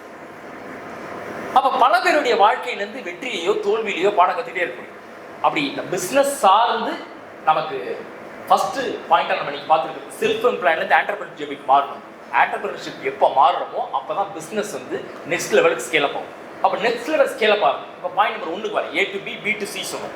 ஏலேருந்து பிக்கு போகிறதுக்கு நம்ம எந்த தகுதிகள் திறன்கள்லாம் ஹெல்ப் பண்ணிச்சோ இதோட எந்த தகுதியும் திறனும் பிலேருந்து சிக்கு போகிறதுக்கு ஹெல்ப் பண்ணாது. இப்போ உங்கள் பிஸ்னஸ் கூட அப்படியே கனெக்ட் பண்ணிங்க. உதாரணத்துக்கு நான் ஆரம்பிக்கும் போது 50 லட்ச ரூபா ஆரம்பிச்சு சார், இப்போ 2 கோடி ரூபா பண்ணுறேன், 50 கோடி பண்ணணும்னு நினைக்கிறேன் அப்படின்னாக்கா அதுக்கு 50 லட்சத்துலேருந்து 2 கோடி வரதுக்கான எந்த தகுதிகளும் திறமைகளும் 2லேருந்து 100 கோடி எடுத்துட்டு போகுது, 2லேருந்து 50 கோடி எடுத்துட்டு போகுது. அப்போ என்ன வேணும் அப்படின்னாக்கா அப்போ அங்கே தான் ஸ்ட்ராட்டஜின்னு ஒரு வார்த்தை சொல்கிறாங்க. ஸ்ட்ராட்டஜிங்கிறது பெரிய சப்ஜெக்ட். அதை ஒரு 2-3 வார்த்தைகள் ஈஸியாக புரியுற மாதிரி சொல்லலாம். மறுபடியும் இன்னொரு நாளைக்கு எலாபரேட்டாக பார்க்கலாம். எது ஸ்ட்ராட்டஜி அப்படின்னாக்கா நான் இப்போ 2 கோடி பண்ணுறேன், எனக்கு 50 கோடி பண்ணணும்னா 2 கோடியிலேருந்து 50 கோடி போகிறதுக்கு உதாரணத்துக்கு நான் சார சொன்னேன். எனக்கு டேலியில் வந்து இஸ் மாஸ்டர் இன் டேலின்னு தெரியும். மாஸ்டர் இன் டேலியாக இருந்து சங்கரனால 5 கோடிக்கு வர முடியும். எப்போ 50 கோடிக்கு 100 கோடிக்கு போக முடியும் அப்படின்னாக்கா எப்படி ஒரு ஸ்ட்ராட்டஜி ஃபார்ம் பண்ணி டேலி பிஸ்னஸை இருக்கிற தமிழ்நாட்டில் இருக்கக்கூடிய மார்க்கெட் ஷேரில் ஒரு 25-30% என்கிட்ட இருக்குது. நாளைக்கு டேலி கூடவே சேர்த்து இன்னொரு 4 டேலி பண்ணுற கஸ்டமருக்கு எல்லாருக்கும் தேவையான இன்னொரு ERP நான் பில் பண்ணி ஒரு SaaS மாடலில் இன்னொரு ERP கிரியேட் பண்ணி கொடுக்குறேன். வெறும் டேலியை நம்பி பண்ண முடியாது. அப்போ அதுக்கு என்ன வேணும்? அதுக்கு ஒரு மார்க்கெட்டிங் பண்ணுறதுக்கான மார்க்கெட்டிங் மேனேஜர் வேணும், டெக்னிக்கலாக ஒரு CTO வேணும், ஒரு ப்ராடக்ட் டெவலப் பண்ணுறதுக்கு ஒரு 50 பேர் 100 பேரை ஹையர் பண்ணுறதுக்கான டீம் வேணும், நாளைக்கு இதை டெலிவரி பண்ணுறதுக்கான கஸ்டமர் கேர் மேனேஜர் வேணும். அப்போது ஒரு 5 கோடியிலேருந்து 50 கோடி போகிறதுக்கு எனக்கு என்னதான் வேணும்னு தெரிஞ்சுக்கிட்டு அதற்கு தகுந்த ஆட்கள், ரிசோர்ஸஸ், பீப்புள், நெட்வொர்க்கை வெளியிலேருந்து கொண்டு வந்து அதை மேலே சூப்பரைஸ் பண்ணி எக்ஸிக்யூட் பண்ண வைக்கிறதுக்கு பேர் ஸ்ட்ராட்டஜி அப்படின்னு ஈஸியாக புரிஞ்சுக்கணும். இது பெரிய டெஃபினேஷன், சிம்பிளாக புரியுதுக்காக சொல்கிறேன். அப்போ அங்கே வந்து டேலி தெரியணும் அவசியமே இல்லை. உதாரணத்துக்கு நாளைக்கு சங்கர் சார் டேலி பிஸ்னஸில் இருக்காங்க. டேலி பிஸ்னஸில் உதாரணத்துக்கு ஒரு 500 கஸ்டமர் வச்சிருக்காங்கன்னு நான் வச்சுக்கிறேன். மேபி இன்னும் கூட இருக்கலாம். ஒரு 500 கஸ்டமர் இருக்காங்க சங்கர் சார்னா, இந்த 500 கஸ்டமர்கிட்ட 200 கஸ்டமர்கிட்ட ஒரு சாஃப்ட்வேர் தேவை. ஏன்னா அக்கௌண்டிங் டேலி சாஃப்ட்வேர் இன்னைக்கு என்ன எல்லாருக்குமே இருக்கிற சேலஞ்ச், மேன் பவர் இருக்கிற சேலஞ்ச். கண்டுதான் மேன் பவர் யாருக்கெல்லாம் பிரச்சனை கேட்டால் ஒரு பேர் 4 கையில் தூக்குவாங்க. இருந்தாக்கா எல்லாருக்கும் அந்த சேலஞ்சஸ் இருக்கு. அப்போ ஒரு மேன் பவர் சேலஞ்சில் பீப்புளை டிபெண்ட் பண்ணி ஒர்க் பண்ணுறோம். பீப்புளை டிபெண்ட் பண்ணாமல் சிஸ்டம் டிபெண்ட் பண்ணி ஒர்க் பண்ணுறதுக்கு ஒரு சாஃப்ட்வேர் சங்கர் சாரால் உருவாக்க முடியுதுன்னா he'll be the most wanted person Tamil Nadu கூடிய. அப்போ நான் 500 எக்ஸிஸ்டிங் 500 கஸ்டமரே தேவை வேணாம், ஒரு ப்ராடக்ட் ரெடி பண்ணி கொடுக்கறதுக்கு. அப்போ அதுக்கு இன்வெஸ்ட் பண்ணி பீப்புள் உள்ள கொண்டு வந்து ஒரு சாஃப்ட்வேர் ரெடி பண்ண முடியுதுன்னா அப்போ 5 கோடியிலிருந்து 50 கோடி எப்போ போக முடியும் அப்படின்னாக்கா ஒரு ஸ்ட்ராட்டஜி வந்து பல நிலைகள் இருக்கு. அது ஒரு நிலைகளை பற்றி தான் நீ பார்க்கணும். ஸ்ட்ராட்டஜியோட ஒரே ஒரு விஷயத்தை தான் நீ கொஞ்சம் பார்க்கணும். எந்த விஷயத்தில் ஆழமாக புரிஞ்சுக்கணும்? தமிழ் SME ஓனருக்கு, குறிப்பாக நம்மள மாதிரி தொழில் முனைவோருக்கு, என்னை சேர்த்து தான் சொல்கிறேன், எங்களை மாதிரி தொழில் முனைவோருக்கு இருக்கக்கூடிய பிக்கஸ்ட் சேலஞ்சாக நான் பார்க்கறது பெருசாக வளராமல் இருக்கிறது. ஒரு கட்டம் வந்துடும், அதுக்கு மேலே வளர முடியல. எத்தனை பேர் அப்படி ஒத்துக்கிறோம்? ஒரு கட்டம் வந்துட்டு அதுக்கு மேலே வளர முடியலன்னு ஃபீல் பண்ணுறது. நானும் சேர்ந்து அதில் இருக்கேன், அந்த லிஸ்ட்டில் நானும் இருக்கேன். இங்கே இருக்கிற பெரும்பான்மையான பேர் ஒத்துக்கோன்னு நினைக்கிறேன். இங்கேருந்து இங்கே வந்துட்டு இங்கேருந்து இங்கே போகிறதுக்கு ஏதோ ஒரு விஷயம் தடையாக இருக்குது. அதுக்கு நீங்கள் ஸ்ட்ராட்டஜிக்கிற வார்த்தையெல்லாம் ஒதுக்கி வச்சுருங்க. அதுக்கு தடையாக இருக்கக்கூடிய முதல் விஷயம் பெருசாக திங்க் பண்ணுறதுலேயே நமக்கு சிக்கல் இருக்கும் அப்படிங்கிறதான் என்னுடைய பார்வை. எதை வச்சு இதை நான் சொல்கிறேன் அப்படின்னு அடுத்த கேள்வி கேட்கலாம். நான் என்னுடைய ஜெர்னி சொன்னேங்க, அதை கனெக்ட் பண்ணிட்டு இதுக்குள்ளே வரணும்னு நினைக்கிறேன். 96 நான் ஒரு 2 வருஷம் ஒர்க் பண்ணேன். நான் தில்லையனர் தெரியும், தில்லையனர் அப்பார்ட்மெண்ட்டில் தான் நான் வந்து 2வது ஆஃபீஸ் வச்சுருக்கேன். ஒரு சின்ன ஏரியாவில் டாக்கிங் அபவுட் 96 நான் ஒரு டிப்ளமா. எனக்கு ஒரு இது நான் சொல்ல போகிற விஷயம் என்னோட சக்ஸஸ் ஸ்டோரிக்காக சொல்ல, என்னோட பெருமைக்காக சொல்ல, கனெக்ட் ஆகிறதுக்காக சொல்கிறேன். எனக்கு நாகப்பட்டினம் பக்கத்தில் ஒரு சின்ன வில்லேஜ் எங்கள் ஊரில் மொத்தமே 12 வீடு தாங்க. நான் ஒரு 3.5 கிலோமீட்டர் தள்ளி போய் தான் பஸ் ஏறும் ஸ்கூல் போகிறதுக்கு. 10th முடித்தேன். 10th முடிச்சதுக்கு +1 +2 படித்து காலேஜ் படிக்கிறதுக்கான வசதி வாய்ப்புகள் எனக்கு இல்லை. அதனால் உன்னை டிப்ளமா சேர்ந்து படித்தா உன்னை வேலை கிடைச்சுன்னு சொன்னாங்க. அதனால் டிப்ளமா சேர்ந்து படித்தோம். 91 to 94 டிப்ளமா முடிச்சு ஒரு ஆவரேஜாக தான் படித்தேன். சென்னை வந்து ஒரு 2 வருஷம் ஒரு நிறுவனத்தில் ஒர்க் பண்ணக்கூடிய வாய்ப்பு கிடைச்சது. 96 அந்த பிஸ்னஸ் ஸ்டார்ட் பண்ணும். எங்களுக்கு முதல் நிறுவனம் ஆரம்பிச்சு ஒரு 100 ஸ்கொயர் ஃபீட்டில் தங்கி இந்த பேச்சுலர் நீங்கள் இந்த ரூமில் ஆரம்பிக்கிறோம். 3 மாதம் கழிச்சு ஒரு 100 ஸ்கொயர் ஃபீட் இடம் எடுத்து பிஸ்னஸ் பண்ணுறோம். இது 96 இன்வெர்டர் யூனிட் ஆரம்பிக்கிறோம். 98 UPS மேனுஃபேக்சரிங் ஸ்டார்ட் பண்ணுறோம். 2009 சோலார் டிவிஷன்ஸ் பண்ணுறோம். 2010 எலக்ட்ரானிக் செக்யூரிட்டி டிவிஷன் பண்ணுறோம். அப்போ இது க்ரோத் வந்துகிட்டே இருக்குது. 2014 வரைக்கும் எனக்கு பெரிய வளர்ச்சி இல்லைன்னு சொன்னேன். 2016 அப்புறம் எனக்கு ஒரு சில காரணங்களால் ஒரு தேடல் வருது. ஏன் அந்த தேடல் வருதுன்னா பேசிக்கலாக என்னுடைய நேச்சர் வந்து I not a materialistic person. எனக்கு பணத்து மேலே பெரிய ஈர்ப்புங்கிறது கிடையாது. அதனால எனக்கு பணத்து மேலே பெரிய ஈர்ப்பு இல்லைங்கிறதுனால நிறைய சம்பாதிக்கணும், பெருசாக வளரணுங்கிற எண்ணமே எனக்குள்ள இல்லை. ஆனால் கம்பெனி வந்து அப்போ கூட 3 கோடி ரூபா பண்ணணும். நான் 2016 32 கோடி ரூபா பண்ணணும். எப்படி 32 கோடி ரூபா பண்ண முடியும்? பெரிய ஈர்ப்பு இல்லை, எனக்குள்ளார பெரிய திறன்கள் இல்லை, பணத்து மேலே பெரிய ஆசை இல்லை. 32 கோடி ரூபா வந்ததுக்கு காரணம் என்னுடைய திறமையோ விஷனோ போலோ கிடையாது. எனக்குள்ளார ஒரு சில குணாதிசயங்கள் இருக்குது. பை நேச்சர் கடவுள் எனக்கு குணங்களை கொடுத்தாரு. கேரிங் அப்படிங்கிறது நேச்சர்னு வச்சுக்காங்க. அப்போ கேரிங் எனக்குள்ள அந்த நேச்சர் கஸ்டமர்ட்டி வெளிப்பட்டு சர்வீஸில் வந்து எங்கள்கிட்ட இருக்கிற சிஸ்டம் இந்தியாவில் எந்த கம்பெனியும் கிடையாது. We have a wonderful service system in terms of UPS, solar cameras. இந்தியாவில் எந்த கம்பெனியுமே கிடையாது. ஆனால் எங்களோட பெரிய பிராண்ட் இந்தியாவில் நிறையா இருக்காங்க. எதை மீன் பண்ணுறேன்னா, அப்போ எனக்கு நல்ல கேரிங்காக தி பெஸ்ட் சர்வீஸ் கொடுக்க தெரிஞ்ச எனக்கு பிராண்ட் ஆக தெரியும். ஏன்னா மெட்டீரியல்ஸ் வெளில பெரிய ஆர்வம் இல்லை, பெரிய கோல் இல்லை, எங்கே நோக்கி எதை நோக்கி பயணிக்கிறோம் அப்படிங்கிற கிளாரிட்டியே இல்லை. எனக்கா ஒரு ப்ராடக்ட் பண்ணுறோம், அந்த ப்ராடக்ட் வந்து நல்ல ப்ராடக்ட், நல்ல சர்வீஸ் கொடுத்ததுனால ஆட்டோமேட்டிக்காக கஸ்டமர் ரெஃபர் பண்ணிகிட்டே இருக்காங்க. ரெஃபர் பண்ணிகிட்டே இருக்கிறனால பிஸ்னஸ் வளருதே தவிர என்னோட ஸ்ட்ராட்டஜியோ, என்னோட அறிவோ, என்னுடைய மூளையோ, என்னுடைய திட்டமிடலால் கம்பெனி வளரவே இல்லை. எனக்குள்ளார இந்த குணாதிசயத்தினால கம்பெனி வளர்ந்தது. இப்போ 2016 எனக்கு அப்புறம் நிறைய கேள்விகள் வருது. அறிமுகப்படுத்தும் போது நண்பர் சொன்னாங்க, நாங்கள் உங்களை சில பேருக்கு தெரிஞ்சிருக்கலாம், இங்கே இருக்கிற நண்பர்கள் ஒரு சில பேருக்கு நாங்கள் ஆனந்தம் யூத் ஃபவுண்டேஷன் அமைப்பு நடத்துகிறோம். +2 வரைக்கும் கவர்மெண்ட் எய்டட் ஸ்கூலில் படிச்சுட்டு அதுக்கு மேலே படிப்பை கண்டினியூ பண்ண முடியாத ஸ்டூடெண்ட்டை வில்லேஜ்லேருந்து சிஸ்டமேட்டிக்காக ஐடென்டிஃபை பண்ணி கம்ப்ளீட் ஸ்காலர்ஷிப்பில் ஹையர் எஜுகேஷன் கொடுக்குறோங்க. அப்பா இல்லை, அப்பா அம்மா இல்லை, அப்பா இருந்து வீட்டுக்கு பிரயோஜனம் இல்லை, அப்பா அம்மா விட்டுட்டு போயிட்டாங்க. இந்த மாதிரி குழந்தைங்களை +2 வரைக்கும் கவர்மெண்ட் எய்டில் படித்து ஒருவேளை ப்ரைவேட்டில் படிச்சிருந்தா அப்பா பாதியில் இறந்துட்டாரு அப்படிங்கிற ஸ்டூடெண்ட்டாக இருந்தால் மட்டும் ப்ரைவேட் எடுக்கும். ரொம்ப சிஸ்டமேட்டிக்காக இருக்கும். இப்போ ஒரு வருஷத்துக்கு ஒரு 5200 அப்ளிகேஷன் வரும். அதுலேருந்து first telephonic interview, spot verification முடிச்சுட்டு சர்ப்ரைஸ் அவங்க ஹவுஸ் விசிட் முடிச்சுட்டு அதுலேயும் டிசைனிங்னா சென்னை வர வச்சு ஒன்ஸ் ஐடென்டி பண்ணி எடுத்துட்டோம்னா will take care of the complete higher education. இந்த வருஷம் வரைக்கும் 986 பேர் பண்ணிடுவோம். 32 பேர் MBBS, 319 பேர் engineering, agriculture, law, paramedical, arts and science complete ஸ்காலர்ஷிப்பில் 986 தம்பி தங்கிகள் ஆனந்த ஃபேமிலி பண்ணியிருக்காங்க. இப்போ 2012 ஆரம்பிக்கிறோம். 2012 ஜேர்னி போயிட்டே இருக்கு. 2016 வந்து கவுண்டி வருஷத்துக்கு 30 பேர் பண்ணுறோம், அடுத்த வருஷம் 42 பேர் பண்ணுறோம், அடுத்த வருஷம் 50 பேர் பண்ணுறோம். ஆனால் தமிழ்நாட்டில் ஒவ்வொரு வருஷமும் +2க்கு அப்புறம் படிக்க முடியாதவங்க எண்ணிக்கை மட்டும் 1.25 லட்சம் பேர். எந்த தமிழ்நாட்டில் we are talking about highest GR gross enrolment ரேஷியோன்னு சொல்லுவாங்க. ஒரு உலகம் முழுக்கவே ஒரு நாட்டினுடைய கல்வியோட தரம் எப்படி இருக்கு அப்படின்னு முடிவு பண்ணுறதுக்கான ரேஷியோ GR ரேஷியோ. இந்தியாவோட GR ரேஷியோ 28.2% ஹையர் எஜுகேஷனில், Tamil Nadu GR ratio 54%. We are number 1 in India higher education. இந்த கண்டிஷன்லயும் 1.5 லட்சம் பேர் வருஷம் +2க்கு அப்புறம் ட்ராப் அவுட் பண்றாங்க. இந்த காரணத்தால தெரியுமா? 5000 ரூபாய் பணம் இல்லை, 1000 ரூபாய் பணம் இல்லை, அப்ளிகேஷன் வாங்க முடியல. வாய்ப்பு இருக்கும்போது வாங்க, சந்திக்கும் போது நான் எத்தனை கதைகளை சொல்றேன். நீங்க வந்து ஆனந்தம் படிக்கக்கூடிய ஒரு குழந்தை கூட 3 வேளை சாப்பிட்ற ஃபேமிலியா இருக்காங்க. 242 பேர் அப்பா இல்லை, அப்பா அம்மா இல்லை. 69 பேர் அப்பா அம்மா உயிரோட இருக்காங்க, நான் விட்டுட்டு போயிட்டாங்க. இன்னைக்கு மெஜாரிட்டி அதான் ஃபர்ஸ்ட் கிராஜுவேட் அந்த ஃபேமிலி. நீங்க அந்த கதைகளை கேட்டீங்கன்னா இப்படியெல்லாம் இன்னும் கிராமங்கள் இருக்காங்களா உண்மையாக கேட்கு. இப்போ சமீபத்தில் இந்த வருஷம் ஒரு பொண்ணு எடுத்துருக்கோம், கடலூர்லேருந்து ஒரு பொண்ணு எடுத்துக்கோனேன், மோனிஷான்னு ஒரு பொண்ணு. அந்த பொண்ணு அவங்க அம்மா வீட்டு வேலை செய்கிறாங்க. அந்த பொண்ணு 5th படிக்கும்போது அவங்க அப்பா வந்து அவங்க அம்மா வீட்டு வேலை செஞ்சுட்டு வர காசை வாங்கி குடிக்கிறது தான் அவரோட வீடார வேலை. டெய்லி வந்து வீட்டில் வந்து அடிக்கிறது தான் அவரோட வேலை. அந்த பொண்ணு 5th படிக்கும்போது இதுக்கு மேலே நீ வந்து வேலைக்கு படிக்க போகக்கூடாது, நீ வேலைக்கு போன்னு சொல்லிடுறாரு. அவங்க வந்து அந்த பொண்ணுக்கு படிக்கிறதுல ஆர்வம் இருக்குது. அவங்க அம்மா தெரியாமல், அப்பாவுக்கு தெரியாமல் ஸ்கூலுக்கு அனுப்புகிறாங்க. 3ஆவது நாள் அவங்க அப்பாவுக்கு தெரிஞ்சிருது. நைட்டு வந்து பொண்ணை எடுத்து போட்டு அடிக்கிறது. பொண்ணு வச்சுருந்த எல்லா புக்கும் நோட்டையும் எடுத்து போட்டு கடையில் போட்டு அன்றைக்கி நைட்டு குடிச்சிடறாரு.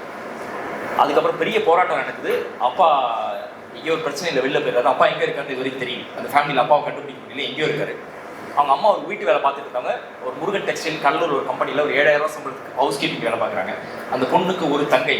அந்த பொண்ணோட ஷெட்யூல் என்னன்னு கேட்டிங்கன்னா, நான் காலை 5 மணிக்கு எந்திரிப்பேனா, 5லேருந்து 6 மணி வரைக்கும் படிப்பேன், 6லேருந்து 7 வரைக்கும் நான் தான் சமைப்பேன். ஒரு பொண்ணு சொல்லுது, ஏமா நீ பாஸ் இருப்பேன், அம்மாவுக்கு யூட்ரஸ் ப்ராப்ளம், நான் 20 வருஷமா அம்மாவுக்கு ஹெல்த் சரியில்லை, பகலில் போய் தான் கடையில் வேலை செய்கிறாங்க, என் குடும்பத்தை காப்பாற்றணும், வேலை வேறு வழி இல்லை, காலையிலேயாவது அம்மாவுக்கு ஹெல்ப் பண்ணலான்னு 6 மணிலேருந்து 7:45 மணிக்கு சமைப்பேன். 7:45 மணிக்கு சமைச்சு முடிச்சுட்டு அம்மாவை வண்டி அடிச்சு விட்டு 8 மணிக்கு நான் ஸ்கூலுக்கு போவேன். திருப்பி சாயந்தரம் 5 மணிலேருந்து 6 மணி வரைக்கும் நான் வந்து வீட்டு படிப்பேன். படித்து முடிச்சுட்டு 6 மணிலேருந்து 7:30 மணிக்குள்ளே நைட்டு டிஃபன்லாம் பண்ணி முடிச்சிருவேன். அப்புறம் 7:30 மணிக்கு நானும் அம்மா தம்பி எல்லாரும் ஒன்றா உட்காந்து சாப்பிடுவோம். 7 மணிக்கு அம்மா உட்காந்துனேன். ஒரு நைட்டு திருப்பி 8:30 மணிலேருந்து 9 மணிக்கு படிச்சுட்டு 10 மணிக்கு படுத்துருவோம். நான் காலைல 5 மணிக்கு எந்திரிக்கலண்ணா. ஒரு 4 மாதத்துக்கு முன்னாடி அவங்க அம்மாவுக்கு சர்ஜரி, யூட்ரஸ் ரிமூவ் பண்ணுறாங்க. கடலூர் ஹாஸ்பிட்டலில் சர்ஜரி நடக்குது. சர்ஜரி நடந்ததுனால அந்த அம்மாவோட வேலைக்கு போக முடியும். இந்த பொண்ணு சொல்லுது, யாருமே எனக்கு சொந்தக்காரங்க ஹெல்ப் பண்ணல. சர்ஜரி நடந்தபோது எங்கள் அம்மா சர்ஜரி நடந்திருக்கு, எங்கள் அம்மாவுக்கு 2 வேளை ஃபுட்டு கொடுத்துருவேன். நான் ஒரு இடத்துல வேலைக்கு போனேன், சாயந்தரம் ஸ்கூல் போயிட்டு வந்து வேலைக்கு போனேன். அந்த வீட்டில் இருந்து ஒரு நாளைக்கு 100 ரூபா பணம் கொடுப்பாங்க. அந்த பணத்தை வச்சு நான் எங்கள் அம்மாவுக்கு மருந்து மாத்திரை வாங்கணும், 2 வேளை எங்கள் அம்மாவுக்கு சாப்பாடு கொடுத்துருவேன். நானும் என் தம்பியும் ஒன்னோட்டு ஒரு நாள் ஒரு வேளை சாப்பிட்டுக்குவோம். இன்றைக்கி நான் சாப்பிட்டுக்கிறேன், நாளைக்கு தம்பியை சாப்பிட சொல்லுவேன், நாளானிக்கு நான் சாப்பிடுவேன், அடுத்த நாள் தம்பியை சாப்பிட சொல்லுவேன். 3 மாதமா ஒன்னோட்டு ஒரு நாள் ஒரு வேளை சாப்பிட்டு தண்ணியை குடிச்சிட்டு உயிர் வாழ்ந்தோம். 3 மாதமானு சொல்லி 1996 பேசிட்டு இல்லை, 4 மாதத்துக்கு முன்னாடி இந்த சம்பவத்தை பேசிட்டு இருக்கேன். அந்த பொண்ணு அந்த பொண்ணு உள்ள இன்ஜினியரிங் சென்னையில் ஒரு காலேஜில் படிக்க வச்சோம். வந்து ஃபேமிலி பாடி யாரும் சார்னு கூட விட எல்லாம் அண்ணா அக்கா தான் கூப்பிடணும், ஒரே ஃபேமிலியாக பார்ப்போம். கூட படிக்கிற தங்கச்சியோட அப்பாவுக்கு ப்ராப்ளம், தஞ்சாவூர் பார்க்கறதுக்காக போறாரு. பஸ்ஸில் போய் இறங்கி பேசிட்டு இருக்கும்போது அப்பா சாப்பிட்டீங்களா அப்பான்னு கேட்குறாரு. ஹாஸ்பிட்டல் தஞ்சாவூர் மெடிக்கல் காலேஜ் வரிசையாக படுத்திருக்காங்க. சாப்பிட்டீங்களா அப்பான்னு கேட்குறாரு. அப்பா அம்மா 2 பேர்ட்ட ஒரே நேரத்தில் 2 பதில் வரும். ஒருத்தர் சாப்பிட்டேங்கிறாங்க, ஒருத்தர் சாப்பிடலைங்கிறாங்க. இப்போ உண்மையை சொல்லுங்கப்பா சாப்பிட்டீங்களா இல்லையான்னு கேட்குறாரு. முழிக்கிறாங்க 2 பேரும். பக்கத்து பெட்டில் கவர்மெண்ட் ஹாஸ்பிட்டல் வரிசையாக படுத்திருப்பாங்க இல்லையா, பக்கத்து பெட்டில் காலம் தொங்க போட்டு ஒரு அம்மா உட்காந்துருக்காங்க. அப்பா அவங்க நேற்று நைட்டு சாப்பிடலப்பா, அவங்கள்ட்ட காசு இல்லைப்பா, பொய் சொல்கிறாங்கப்பா அவங்க. நீ யாருப்பான்னு கேட்குறாங்க. பொண்ணு கூட படிக்கிறேன் அப்படின்றாங்க. கையில் 100 ரூபா பணம் இல்லை. அவங்க சொல்கிறாங்க நேற்று நைட்டு என் பையன் வந்தான், அவங்கள்ட்ட சொன்ன நைட்டு சாப்பிடாம இருக்காங்கன்னு 100 ரூபா பணம் கொடுத்தா வாங்க தயங்குறாங்கப்பா, என்கிட்ட வாங்க தயங்குறாங்க, நீ ஏதாவது காசு இருந்தால் கொடுத்துட்டு போப்பான்றாங்க. இது நடந்தது 2019 அக்டோபர் மாதம் 23ஆம் தேதி. 2020 ஆகஸ்ட் மாதம் 19ஆம் தேதி அந்த பொண்ணு 28 லட்ச ரூபா சம்பளத்தில் ஜப்பான் ஒரு கம்பெனியில் வேலைக்கு வச்சு. அரசு பள்ளியில் படிச்ச பொண்ணு 9 மாசத்துக்கு முன்னாடி அப்பாட்ட கையில் 100 ரூபா பணம் கிடையாது. அந்த பொண்ணு மாசம் 1.5 லட்ச ரூபா வீட்டுக்கு பண்ணாங்க. இப்போ அந்த பொண்ணு 57 லட்ச ரூபா சம்பளம் வாங்குது. மாசம் 2 லட்ச ரூபா வீட்டுக்கு பண்ணாங்க.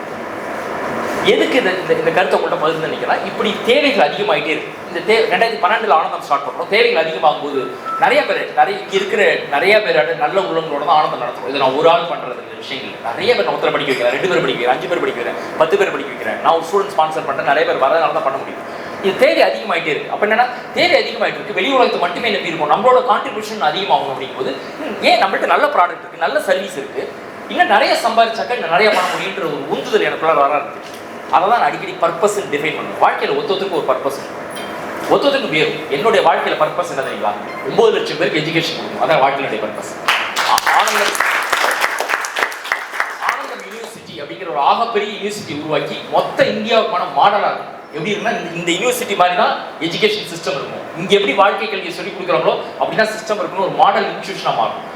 அப்படி ஒரு இன்ஸ்டியூஷனை உருவாக்கணுங்கிறது தான் என்னுடைய ஆகப்பெரிய கனவு. அப்போ என்னுடைய பர்பஸ் கூட கனெக்ட் ஆனதுக்கப்புறம் எனக்கு டேர்னிங்கே மாறி போச்சு. அப்போ நிறைய சம்பாதிக்கணும், நிறைய செய்யணுங்கிற ஆர்வம் வர ஆரம்பிச்சு. இந்த பர்பஸ் ஒருத்தருக்கு வேற இருக்கலாம். அது வந்து எஜுகேஷனாக தான் இருக்கணும் அவசியம் இல்லை.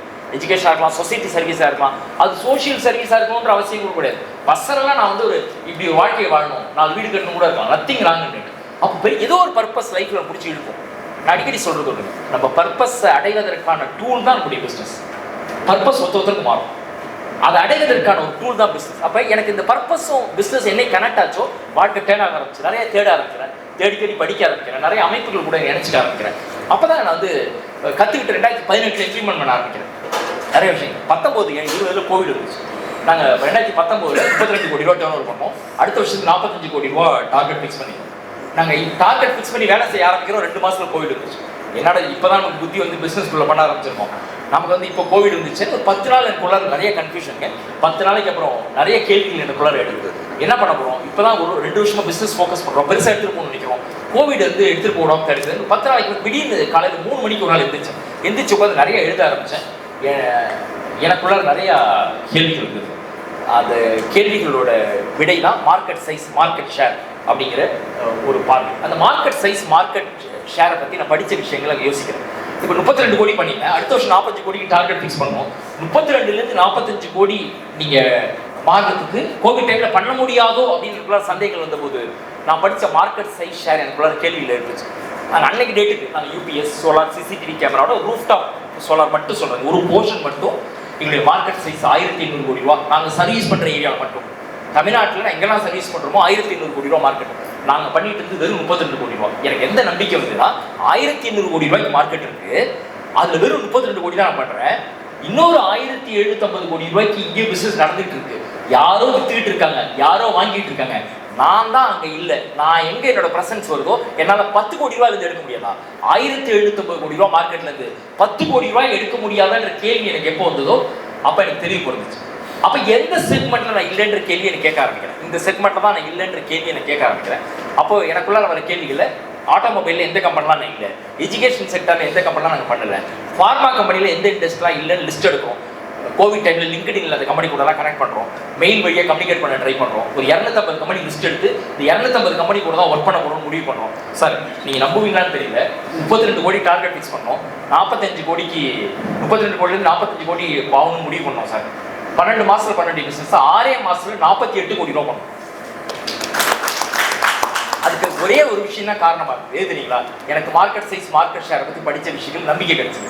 எப்படி மார்க்கெட் சைஸ் மார்க்கெட் ஷேரை பத்தி படிக்கணும்னு தோணுச்சுன்னா 42 கோடி ரூபா அடுத்த வருஷம் போகணுங்கிற கனவு எனக்குள்ள இருந்ததுனால 45 கோடி ரூபா போகணுங்கிற கனவு எப்படி வந்ததுன்னா 2034 1500 கோடிய கம்பெனியை உருவாக்கணும். என்ன தூக்கத்தில் எடுத்து கேட்டீங்கன்னா இந்த வருஷம் டர்ன் 94 கோடி, அடுத்த வருஷம் டர்ன் 118 கோடி, 2026 27 180 கோடி, வரிசையா 2034 வரைக்கும் எந்த வருஷம் எவ்வளவு டர்ன் ஓவர் பண்ணுவேன்ற பதிலே என்னால சொல்ல முடியும். இதெல்லாம் எப்ப எனக்கு உருவாச்சுன்னா என் பர்பஸ் கூட கனெக்ட் ஆக போகுது. அப்ப எங்க சிக்கல் நான் பாக்குறேன்னா நம்மள பல பேருக்கு பெருசா திங்க் பண்றதுல சேலஞ்ச் இருக்கும்.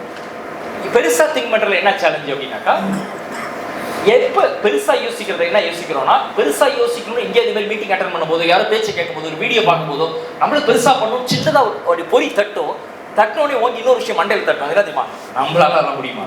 அதெல்லாம் பெரிய ஆளுங்க பண்றது. நம்ம வந்து சாதாரண குடும்பத்துல இருந்து வந்திருக்கோம். அதுக்கெல்லாம் பணம் நிறைய வேணும் நம்மளால முடியுமா? அதுக்கெல்லாம் நிறைய ஆட்கள் நம்மளால பண்ண முடியுமா? அதுக்கெல்லாம் நிறைய படிச்சிருக்கணும் நம்மளால முடியுமா? இப்படி நிறைய குடும்ப பொருளாதார கல்வி சம்பந்தமான நிறைய கேள்விகள் வந்து நம்ம தட்டி உட்கார வைக்கும். ஒரு விஷயம் மட்டும் புரிஞ்சுங்க, பெருசா யோசிக்கும் போது நீங்க வச்சுக்க வேண்டிய முதல் ரூல் என்ன தெரியுங்களா? இன்னைக்கு உங்கள்கிட்ட இருக்கக்கூடிய பணம், இன்னைக்கு இருக்கக்கூடிய அறிவு, இன்னைக்கு இருக்கக்கூடிய ஆற்றல், இன்னைக்கு இருக்கக்கூடிய ஆட்கள், இன்னைக்கு இருக்கக்கூடிய திறன், இது எல்லாத்தையும் மறந்துட்டு ஒரு நம்பரை ஃபிக்ஸ் பண்ணி இது எல்லாத்தையும் அதுக்கு தயார் பண்ணி. அதுக்கு சரியான உதாரணம் அன்னைக்கு சங்கர் நம்மளோட மீட்டிங்ல ஒரு மீட்டிங்ல நான் ஒரு உதாரணத்தை சொன்னேன். அந்த உதாரணத்தை உங்களோட பகிர்ந்துக்கணும்னு நினைக்கிறேன். ஒரு நண்பர் மோகன் அப்படிங்கிற இளைஞர் வந்து ஒரு ஐஸ்கிரீம் கம்பெனி ஆரம்பிக்கிறார்.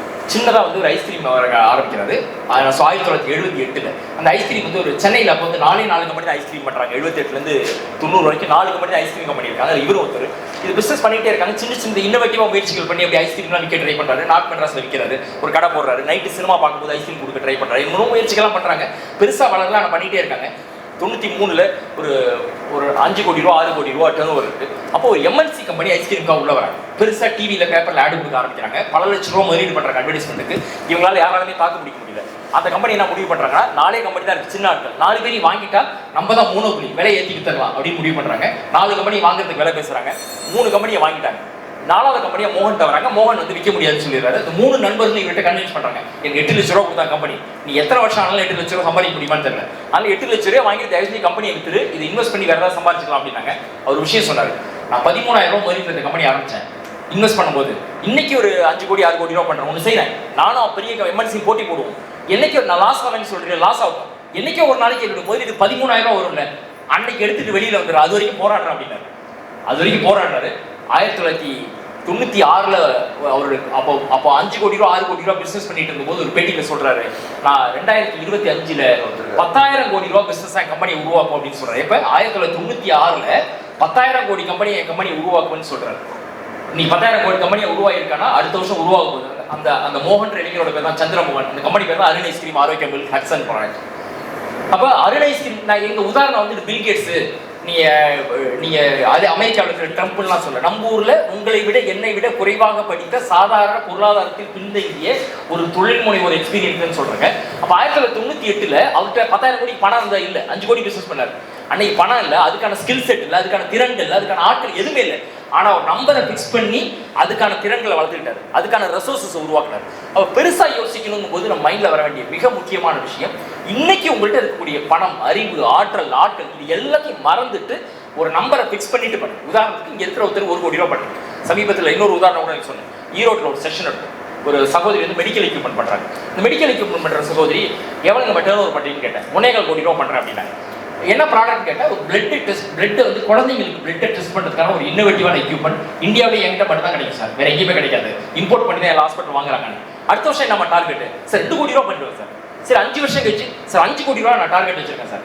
சரி இப்போ வெவ்வேறு கேள்விகள் கேட்டேன். ஏமா 1.25 கோடி 2 கோடி ஃபிக்ஸ் பண்ணி, ஏன் 5 கோடி ஃபிக்ஸ் பண்ணி கேள்விகள் கேட்கும்போது, சார் நான் 5 கோடி பண்ணாலே பெரிய விஷயம் சார் என் பிசினஸ்க்கு அப்படின்னா. உங்களோட மார்க்கெட் சைஸ் என்னன்னு தெரியுமா? தெரியல அப்படின்னா. எந்த ஹாஸ்பிட்டல்லாம் உங்களுக்கு வந்து இந்த பொருள் வாங்குவாங்க கேட்டேன். எல்லா ஹாஸ்பிட்டலையும் பொருள் தேவை சார் அப்படின்னா. அப்போ எடுத்து பார்த்தீங்க ஒரு கணக்கு பார்த்தீங்கன்னா 400லேருந்து 500 கோடி ரூபா அவங்க ப்ராடக்டோட மார்க்கெட் சைஸ் இந்தியாவில். 400லேருந்து 500 கோடி ரூபா மார்க்கெட் பொட்டன்ஷியல். எவ்வளோ பண்ணுறாங்க? 1.25 கோடி பண்ணுறாங்க. என்ன சொல்றாங்க? மோனோபோலி, வேற காம்படிட்டரே கிடையாது, இம்போர்ட் தான் பண்ணும். சரி எந்த ஹாஸ்பிட்டல் உங்களுக்கு யூஸ்ஃபுல்லாக இருக்கும்னு கேட்டேன். சரி எந்த ஹாஸ்பிட்டல் பண்ணலாம்? ஒரு 4 ஹாஸ்பிட்டல் பேர் சொல்லுங்க. சார் அப்போலோ ஹாஸ்பிட்டல் 450 பேர் ஃபோரமில் உட்காந்தாங்க. அப்போலோ ஹாஸ்பிட்டல் யார் கனெக்ட் பண்ண முடியும்? 3 பேர் கை தூக்குனாங்க, நான் கனெக்ட் பண்ணுறேன். வேற ஹாஸ்பிட்டல் பேர் சொல்லுங்க. காவேரி ஹாஸ்பிட்டல் யார் கனெக்ட் பண்ண முடியும்? ஒரு 4-5 பேர் கை தூக்குனாங்க, நல்லா கனெக்ட் பண்ணுறேன். இந்த 450 பேரும் அவங்க கூட ஒரே ஃபோரமில் சிட்டாசிஸ் மாதிரி ஒரே ஃபோரமில் ஒன்றா ட்ராவல் பண்ணவங்க. இவங்க என்ன வேணும்னே கேட்கல. அப்போலோ கனெக்ட் பண்ணாங்க. அந்த செஷன் நடந்து 4 மாதம் முடிய போகுதுங்க. அந்த சகோதரி ஒரு 2 வாரத்துக்கு முன்னாடி ஃபோன் பண்ணாங்க. Sir I wanted to thank you. நான் எதுக்குன்னு கேட்டேன். சார் நீ அந்த செஷனுக்கு ஐ ஓப்பனிங்காக இருந்தது சார், அப்போலோ கனெக்ட் ஆகி 3.25 கோடி ரூபாய்க்கு சிங்கிள் ஆர்டர் அப்போலோலேருந்து வாங்கிட்டேன் சார் சொன்னாங்க. அப்போ எது அவங்க 3.25 கோடி ரூபாய்க்கு 1.25 கோடியிலேருந்து 2 கோடி தான் வருஷ டார்கெட்டே வச்சிருந்தாங்க. சிங்கிள் ஆர்டர் 3.25 கோடி ரூபாய்க்கு வாங்க எப்படி வாங்கினா தெரியுங்களா? அப்போ டார்கெட்டை ரிவைஸ் பண்ணாங்க. என்ன ரிவைஸ் பண்ணாங்கன்னா ஃபர்ஸ்ட் இயர் 1.25 கோடியில் 5 கோடி ரிவைஸ் பண்ணுங்கன்னு சொன்னாங்க. 5 வருஷத்துல 50 கோடி ரிவைஸ் பண்ணுங்க. 5 வருஷத்துல 50 கோடி பண்றதுக்கு இந்த வருஷம் 1.25 கோடி 5 கோடி போறதுக்கு தயாராங்க. எதை புரிஞ்சுக்கணும்னா உதாரணத்துக்கு இங்க இருக்கிற பிசினஸ் ஓனர்ஸ் 1 கோடி பண்ணிட்டு இருக்கேன், அடுத்த வருஷம் 2 கோடி ரூபா பண்ணணும் அப்படின்னு ஃபிக்ஸ் பண்றீங்கன்னு வச்சுக்கோங்க, நிச்சயமா 2 கோடி பண்ணிடலாம், மேட்டரே கிடையாது. ஆனா சத்தியமா 2 கோடியே 1 ரூபா கூட பண்ண முடியும். 2 கோடி பண்ணிடலாம். ஆனா நீ 10 கோடி டார்கெட் ஃபிக்ஸ் பண்றீங்க அடுத்த வருஷத்துக்கு 5 கோடி 6 கோடியாவது பண்ணிடலாம். இப்ப எங்க சிக்கல்? அப்ப யோசிக்கிறதே பெருசா யோசிக்கிறதுனால சிக்கல். கற்பனைக்கு எதுக்கு கஞ்சத்தனம்? கற்பனை தான் பண்ண சொல்றேன். கற்பனை பண்றதுக்கு கூட கஞ்சது காசு வேணுமா கற்பனை பண்றது? அப்ப பெருசா பண்றதுக்கு பெருசா திங்க் பண்றதுக்கான பாசிபிலிட்டிஸ் இருக்கா அப்படின்னு யோசிச்சு இங்க கடைசி ரிக்வஸ்டா நான் வைக்கணும்னு நினைக்கிறது, நீங்க ஆண்டர்பிரினர்ஷிப்லேருந்து செல்ஃப் எம்ப்ளாய்மெண்ட் ஆண்டர்பிரினர் ஜெர்னிக்கு வரணும்னா அதுக்கு ஸ்ட்ராட்டஜி வேணும். இப்போ இருக்கக்கூடிய ஸ்கில்ஸ் பார்த்தாது, ஸ்கில்லை வளர்த்துக்கிட்டீங்கன்னா எல்லாராலையும் பெருசாக வளர முடியும். அதுக்கு நம்ம ஜாதியோ மதமோ தமிழோ மொழியோ எதுவுமே தடை கிடையாது, பொருளாதார சிக்கல் தடை கிடையாது, குடும்ப பின்னணி தடை கிடையாது, ரொம்ப முக்கியமாக பணம் தடை கிடையாது. பணம் தடை அப்படின்னு நினச்சிங்கன்னா நான் ஆர்கியூ பண்ண எவ்வளோ வேணும் தயாராக இருக்கேன். இதுக்கு நம்மள்ட்ட என்ன தெளிவு வேணுனாக்கா, எனக்கு என்ன வேணும்னு கேட்க தெரியும். எப்போ என்ன வேணும்னு கேட்க தெரியும்னாக்கா, உங்கள் இலக்கு எங்க அடையணும். உதாரணத்துக்கு இங்கேருந்து இப்போ வரீங்க, நீங்கள் இங்கேருந்து கிளம்பி சங்கர்கிட்ட வந்து கேட்குறீங்க, ஆனால் வண்ணாரப்பேட்டை போகணும், நீங்கள் வெளியூர்லேருந்து வந்துருக்கீங்கன்னு வச்சுக்கலாம், வண்ணாரப்பேட்டை போகிறதுக்கு என்ன வழி அப்படின்னு சங்கரனை கூப்பிட்டு கேட்குறீங்கன்னா, வண்ணாரப்பேட்டைக்காங்க இப்படி போய் 100 ஃபீட் ரோடு போனீங்கன்னா 100 கோயம்பேடு ரைட்டு திரும்பினீங்கன்னா அப்படியே ஒரு 3/4 மணி நேரத்தில் பாரிஸ் போயிடுங்க, பாரிஸ் போய் லெஃப்ட் திரும்ப ஒரு 3/4 மணி நேரத்தில் போயிடலாம்னு சொல்லுவாங்க. இதே சங்கரன்ட்ட வந்து ஆனால் இன்னொரு 15 டேஸில் வாஷிங்டன் போகணும், எனக்கு ஒரு மீட்டிங் இருக்குண்ணே, ஒரு கஸ்டமர் ஒருத்தர் வந்து புதுசாக ஷாப் திறந்துருக்காரு, வாஷிங்டன் போகிறதுக்கு வழி என்னன்னு கேட்டால், யார் இங்கே வந்து விசா ப்ராசஸ் பண்ணுறாங்க, யார் டூர் யார் பண்ணுறேன்னு சொல்லி மேடமை கனெக்ட் பண்ணுவாங்க. எனக்கு விசா எடுக்கிறதுக்கு என்ன வழி கைட் பண்ணுவீங்க மேடம், விசா எடுக்க கைட் பண்ணுவாங்க. வாஷிங்டன்லேருந்து யாராவது இருந்ததுன்னா தமிழ் மூலமாக கனெக்ட் பண்ணுவாங்க, யாரோ ஒருத்தர் போய் ரிசீவ் பண்ணுறதுக்கு ஏற்பாடு பண்ணுவாங்க. வாஷிங்டன் போகிறதுக்கான எல்லா விஷயமும் கிடைக்கும். என்ன முடிவு பண்ணா, நீங்க வண்ணாரப்பேட்டைக்கு போகணும்னாலும் சங்கர் ஃபோரமா வழி காட்டுவாங்க, வாஷிங்டன் போனாலும் வழி காட்டுவாங்க. ஆனா வண்ணாரப்பேட்டை போகணுமா வாஷிங்டன் போகணுமா நீங்க தான் முடிவு எடுக்கணும். அந்த முடிவை சிட்டா அப்படி வாஷிங்டன் போகணும். அப்ப கேள்வியே நம்ம வண்ணாரப்பேட்டை மனசுல வச்சுட்டு கேட்கறதா சிக்கல். வாஷிங்டன் மனசுல வைக்கிறதுக்கு தோன்றதுக்கு யோசிக்க மாட்டேங்க. அப்ப இங்க இருக்கக்கூடிய தமிழ் கடைசி ரிக்வஸ்ட், ஒரு பெருசா இலக்கை ஃபிக்ஸ் பண்ணாதான் உங்களுக்கு என்ன வேணும்னு கேட்க. கடைசி இங்க எல்லாரும் உங்க அறிமுகப்படுத்துற கடைசி செய்தியா ஒரு விஷயத்தை பதிவு பண்ண ஆசைப்படுறேன். எல்லாருமே அறிமுகப்படுத்தும் ரொம்ப சந்தோஷமா இருக்கும். நிறைய மல்டிபிள் பிசினஸ் பத்தி எல்லாம் பேசுறேன். யாரெல்லாம் ஒரு பிசினஸ் தாண்டி பண்ணது, அவங்க எல்லாருக்கும் ஒரு பிசினஸ் தாண்டி பண்றேன்னு சொன்னாங்க. நீ கூட பண்ணீங்க ஹேண்ட்ரைஸ் பண்ண முடியும். ஒரு பிசினஸ் தாண்டி 2-3 பிசினஸ் பண்றேன். போட்டோகிராஃபர் 2 எக்ஸல் சொன்னீங்கல்ல, எக்ஸல் ட்ரைனிங் ஹேண்ட்ரைஸ் பண்ணுங்க. 2 விஷயம் பண்றீங்க. இவங்க எல்லாரும் ஒரு நல்லா கை தட்டிக்கலாம். 2 பிசினஸ் 3 பிசினஸ் 4 பிசினஸ் எத்தனை வேணாலும் பண்ணலாம் சார். ஒரே ஒரு விஷயம் ஞாபகம் வச்சுங்க, உங்களுக்கான அடையாளம் வந்து முடிவு பண்ணுங்க. நீங்க நான் இதை பண்றேன் சார், கூட இதை பண்றேன்னு சொன்னீங்கன்னா உங்களை யாருன்னே மறந்துடும். உங்களுக்கு அடையாளம் நான் யாருமே ஞாபகமே வச்சுக்க முடியாது சார். எப்போதுமே நிறைய பேர் என்ன தெரியும், ஒரு பிசினஸ் ஆரம்பிக்கிறோம் சார், அதுல ஒழுங்கா கவனம் செலுத்தல. சிட்டாசிஸ்ட்லேயே எங்கேயோ பார்த்தா இன்னொரு ஃப்ரெண்டு ஒரு பிசினஸ் பண்றான், அந்த பிசினஸ் போகணும்னு நினைக்கிறோம். அதை அரைக்குறையா விட்டுட்டு அடுத்த பிசினஸ் போகணும்னு நினைக்கிறோம் சார். எந்த பிசினஸ் பண்ணாலும் சார் அதுல முழுமையா கொடுத்தா ஜெயிக்க முடியும். என்ன பண்றோம்னா, ஒரு பிசினஸ் நம்ம முழுசா கவனம் செலுத்தாம யாரோ ஒருத்தர் இன்னொரு பிசினஸ் பண்ணி ஜெயிச்சிட்டாங்கன்னு அந்த பிசினஸ் நான் பண்ணா பண்ணிடலாமா, நான் ஒரு ஹோட்டல் ஆரம்பிக்கலாமா, நான் ஒரு ஃபுட் இண்டஸ்ட்ரி ஆரம்பிக்கலாமா, நான் இன்சூரன்ஸ் ஆரம்பிக்கலாமா, அடுத்த பிசினஸ் சார் வந்து போட்டோகிராஃபி தான் சொன்னீங்க, போட்டோகிராஃபி சொன்னீங்க, excel training, photography excel training என்ன சம்பந்தம்? நீங்க என்ன பிசினஸ் சொன்னீங்க சார்? பிரிண்டிங் கூட சேர்த்து என்ன பிசினஸ் சொன்னீங்க? பிரிண்டிங் இஎஸ்சி பிசினஸ்க்கு என்ன சம்பந்தம்? இந்த ஃபோரம் உங்களுக்கு பிரிண்டிங் ஞாபகம் வச்சுக்குமா, இஎஸ்சி ஞாபகம் வச்சுக்கோங்க சார். நான் ஒரு விஷயம் கேள்வி கேட்குறேன் சார். உங்களுக்கு வந்து வயிறு வலின்னு சொல்றீங்க, 10 நாளா வயிறு வலிக்குது. நீங்க வந்து பக்கத்துல இருக்கிற எம்பிபிஎஸ் டாக்டர் ப்ரிஃபர் பண்ணுவீங்களா, கேஸ்ட்ரோன்ட்ராலஜிஸ்ட் போட்டு ப்ரிஃபர் பண்ணுவீங்களா சார்? கேஸ்ட்ரோன்ட்ராலஜிஸ்ட் சார், எனக்கு வந்து நெஞ்ச வலிக்கிற மாதிரி இருக்கு சார், லெஃப்ட் சைடு வந்து 3 நாளா வலி இருக்கு, ஏதோ லேசா ஒரு லெஃப்ட் ஹேண்ட் கையில பெயின் இருக்கு, பக்கத்துல இருக்கிற எம்பிபிஎஸ் டாக்டர் போயிங்களா, கார்டியாலஜிஸ்ட் போவீங்களா சார்? மனுஷனுடைய இயல்பு என்னன்னா, யார் எதுக்கு ஸ்பெஷலிஸ்டோ அவங்கள்ட்ட போகலாமா அப்படின்னு நினைப்பாங்க. அப்ப நம்ம என்ன பண்றோம், இந்த பிசினஸ் பண்ற தயவு செஞ்சு உங்களை அறிமுகப்படுத்தும் போது ஏதாவது ஒரு பிசினஸ்க்குள்ள ரெஸ்ட்ரிக்ட் பண்ணுங்க. 10 பிசினஸ் கூட பின்னாடி பண்ணிட்டு போங்க. அதுலேயே எனக்கு உடன்பாடு இல்லை, 10 பிசினஸ் பண்றவங்களே உடன்பாடு இல்லைங்க. நிறைய எஸ்எம்இக்கான கன்சல்டிங் பண்றவங்க. என்னுடைய 20 வருஷம் ஜேர்னிலேருந்து 21 வருஷம் ஜேர்னி சொன்னாங்களா, அது கடைசி 8 வருஷம் மாறினதுக்கு அப்புறம் கிரேட் ஒர்க்ஸ்னு ஒரு கன்சல்டிங் கம்பெனி ஆரம்பிச்சோம். எப்படி எஸ்எம்இஸ் நெக்ஸ்ட் லெவலில் ஸ்கேல் அப் பண்ணணும் அப்படிங்கிறது. அது வந்து பணம் பண்ணுற நோக்கம் இல்லை, எனக்கு என்ன கிடைச்சதோ இந்த அனுபவம் நிறைய பேர் கிடைக்கணும்னு இன்னைக்கு 100கணக்கான கம்பெனிக்கான கன்சல்டிங் பண்ணிட்டு இருக்கோம். நிறுவனங்கள் ஒரு கட்டத்திலிருந்து அடுத்த கட்டம் போகிறதுக்கு என்ன செய்யணும், பர்சனல் கன்சல்டிங். அந்த அனுபவத்துக்கு சொல்றேங்க. யாரெல்லாம் சக்ஸஸ்ஃபுல்லாக பண்ணுறவங்களோ எல்லாம் ஒரு பிஸ்னஸாக பண்ணுறாங்க ஒரு கட்டம் மாதிரி. நீங்கள் 50 கோடி 100 கோடி பண்ணதுக்கப்புறம் ரிலையன்ஸ் மாதிரி யோசிக்கலாம், மல்டிபிள் செயின் ஆஃபீஸ் வளர்ந்து வந்து ஒரு 100 கோடி பண்ணுற வரைக்கும். இப்போ ராமராஜ் காட்டன் என்ன பண்ணுறாரு, அவர் ஒரு வேஷ்டி ட்ரெஸ்ஸு கார்மெண்ட்ஸில் இருக்காரு, அவர் ஹோட்டல் ஆரம்பிச்சிருக்காரு. இப்போ ராமராஜ் ஹோட்டல்னு போட்டால் விற்காது. அப்போ யாரெல்லாம் ஸ்பெஷலிஸ்ட் பேர் சொல்லுங்க. இன்னைக்கு அருண் ஐஸ்கிரீம் என்ன சொல்கிறோம், எல்லாமே பால் ப்ராடக்ட் தாண்டி அருண் ஐஸ்கிரீம் யோசிக்க மாட்டார். பால், ice cream, milk, dairy, Milky Mist, paneer எல்லாமே பால் ப்ராடக்ட் உள்ளதான் இருக்கும். அப்போ நம்ம பிஸ்னஸை ஒரு ஏரியாவில் முழுமையாக ஆழமாக விட முடியுமா, அதுக்குள்ளே எவ்வளோ வாய்ப்பு இருக்குன்னு பார்க்க முடியுமா. உங்கள் ப்ராடக்டான மார்க்கெட் ஷேர் என்ன, உங்கள் ப்ராடக்டான மார்க்கெட் சைஸ் என்ன. நான் எவ்வளோ பண்ணுறேன், பிரிண்டிங் பிஸ்னஸ் பண்ணுறீங்க. பிரிண்டிங் தமிழ்நாட்டில் சென்னையில் மட்டும் பிரிண்டிங் மார்க்கெட்டோட சைஸ் தெரியுமா சார்?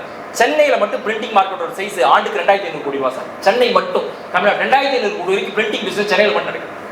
அப்போ அதில் என்ன எப்படி பண்ணலாம், அதில் எப்படி ஸ்பெஷலிஸ்டாக காமிச்சிக்கலாம். சரி, இன்ட்ரோடியூஸ் பண்ணும்போது யாரெல்லாம் இன்ட்ரோடியூஸ் பண்ணுறீங்களா உங்கள் சக்ஸஸ் ஸ்டோரியை ஷேர் பண்ண முடியுமான்னு பாருங்க. எனக்கு சமீபத்தில் ஒரு ஃபோரமில் ஒரு 30 செகண்ட் ப்ரெசன்டேஷனில் சொல்லுங்கன்னு ட்ரைனிங் கொடுக்கும்போது சொன்னேன். We are into UPS solar camera business. Solar சொன்னேன். நீங்கள் எஃப்டியில் வச்சிருக்கீங்களா, உங்களுக்கு 7-8% இன்ட்ரெஸ்ட் கிடைக்கும். மியூச்சுவல் ஃபண்டில் வச்சிருக்கீங்களா, 12-13% கிடைக்கும். சோலாரில் இன்வெஸ்ட் பண்ணீங்கன்னா 19-21% கிடைக்கும் அப்படின்னு அவர் அறிமுகப்படுத்தும்போது என்னன்னு வந்து கேட்குறாங்க. நான் ஒரு நாங்கள் சோலார் வந்து ஸ்கூலுக்கு பண்ணோம் சமீபத்தில். 1,20,000 ஆவரேஜ் பில்லிங், மந்த்லி பில்லிங். இப்போ வெறும் 11,000 கட்டுறாங்க. இப்போ ராமாவரத்தில் போரூரில் ஒரு ஸ்கூலோட ஓனருங்க கரஸ்பாண்டன்ட் வீட்டில் 9,000 - 12,000 பில் கட்டிட்டு இருந்தாங்க. கடைசி ஒரு வருஷமா 400 300 பில் கட்டுறாரு. இப்போ 12,000 பில்ல வெறும் 4 லட்ச ரூபா முதலீட்டில் 12,000 பில் கட்டுறவர் வெறும் 400 பில் கட்டுறாரு.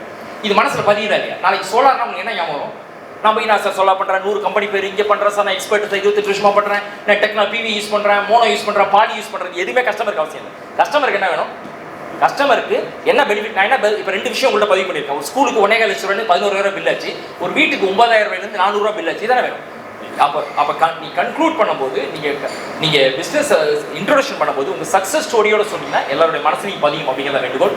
இங்கே இருக்கிற சிற்றாட்சி சுயமுடியோர் அனைவருக்கும் நீ பெருசாக திங்க் பண்ணணும், நிறைய வளர்ச்சிகள் வரணும், இப்போ இருக்கிற லெவல்லேருந்து ஒருத்தர் அடுத்த லெவலுக்கு வரணும் அப்படிங்கிற என்னுடைய பிரார்த்தனையோடு நிறைவு செய்கிறேன். நன்றி, வணக்கம்.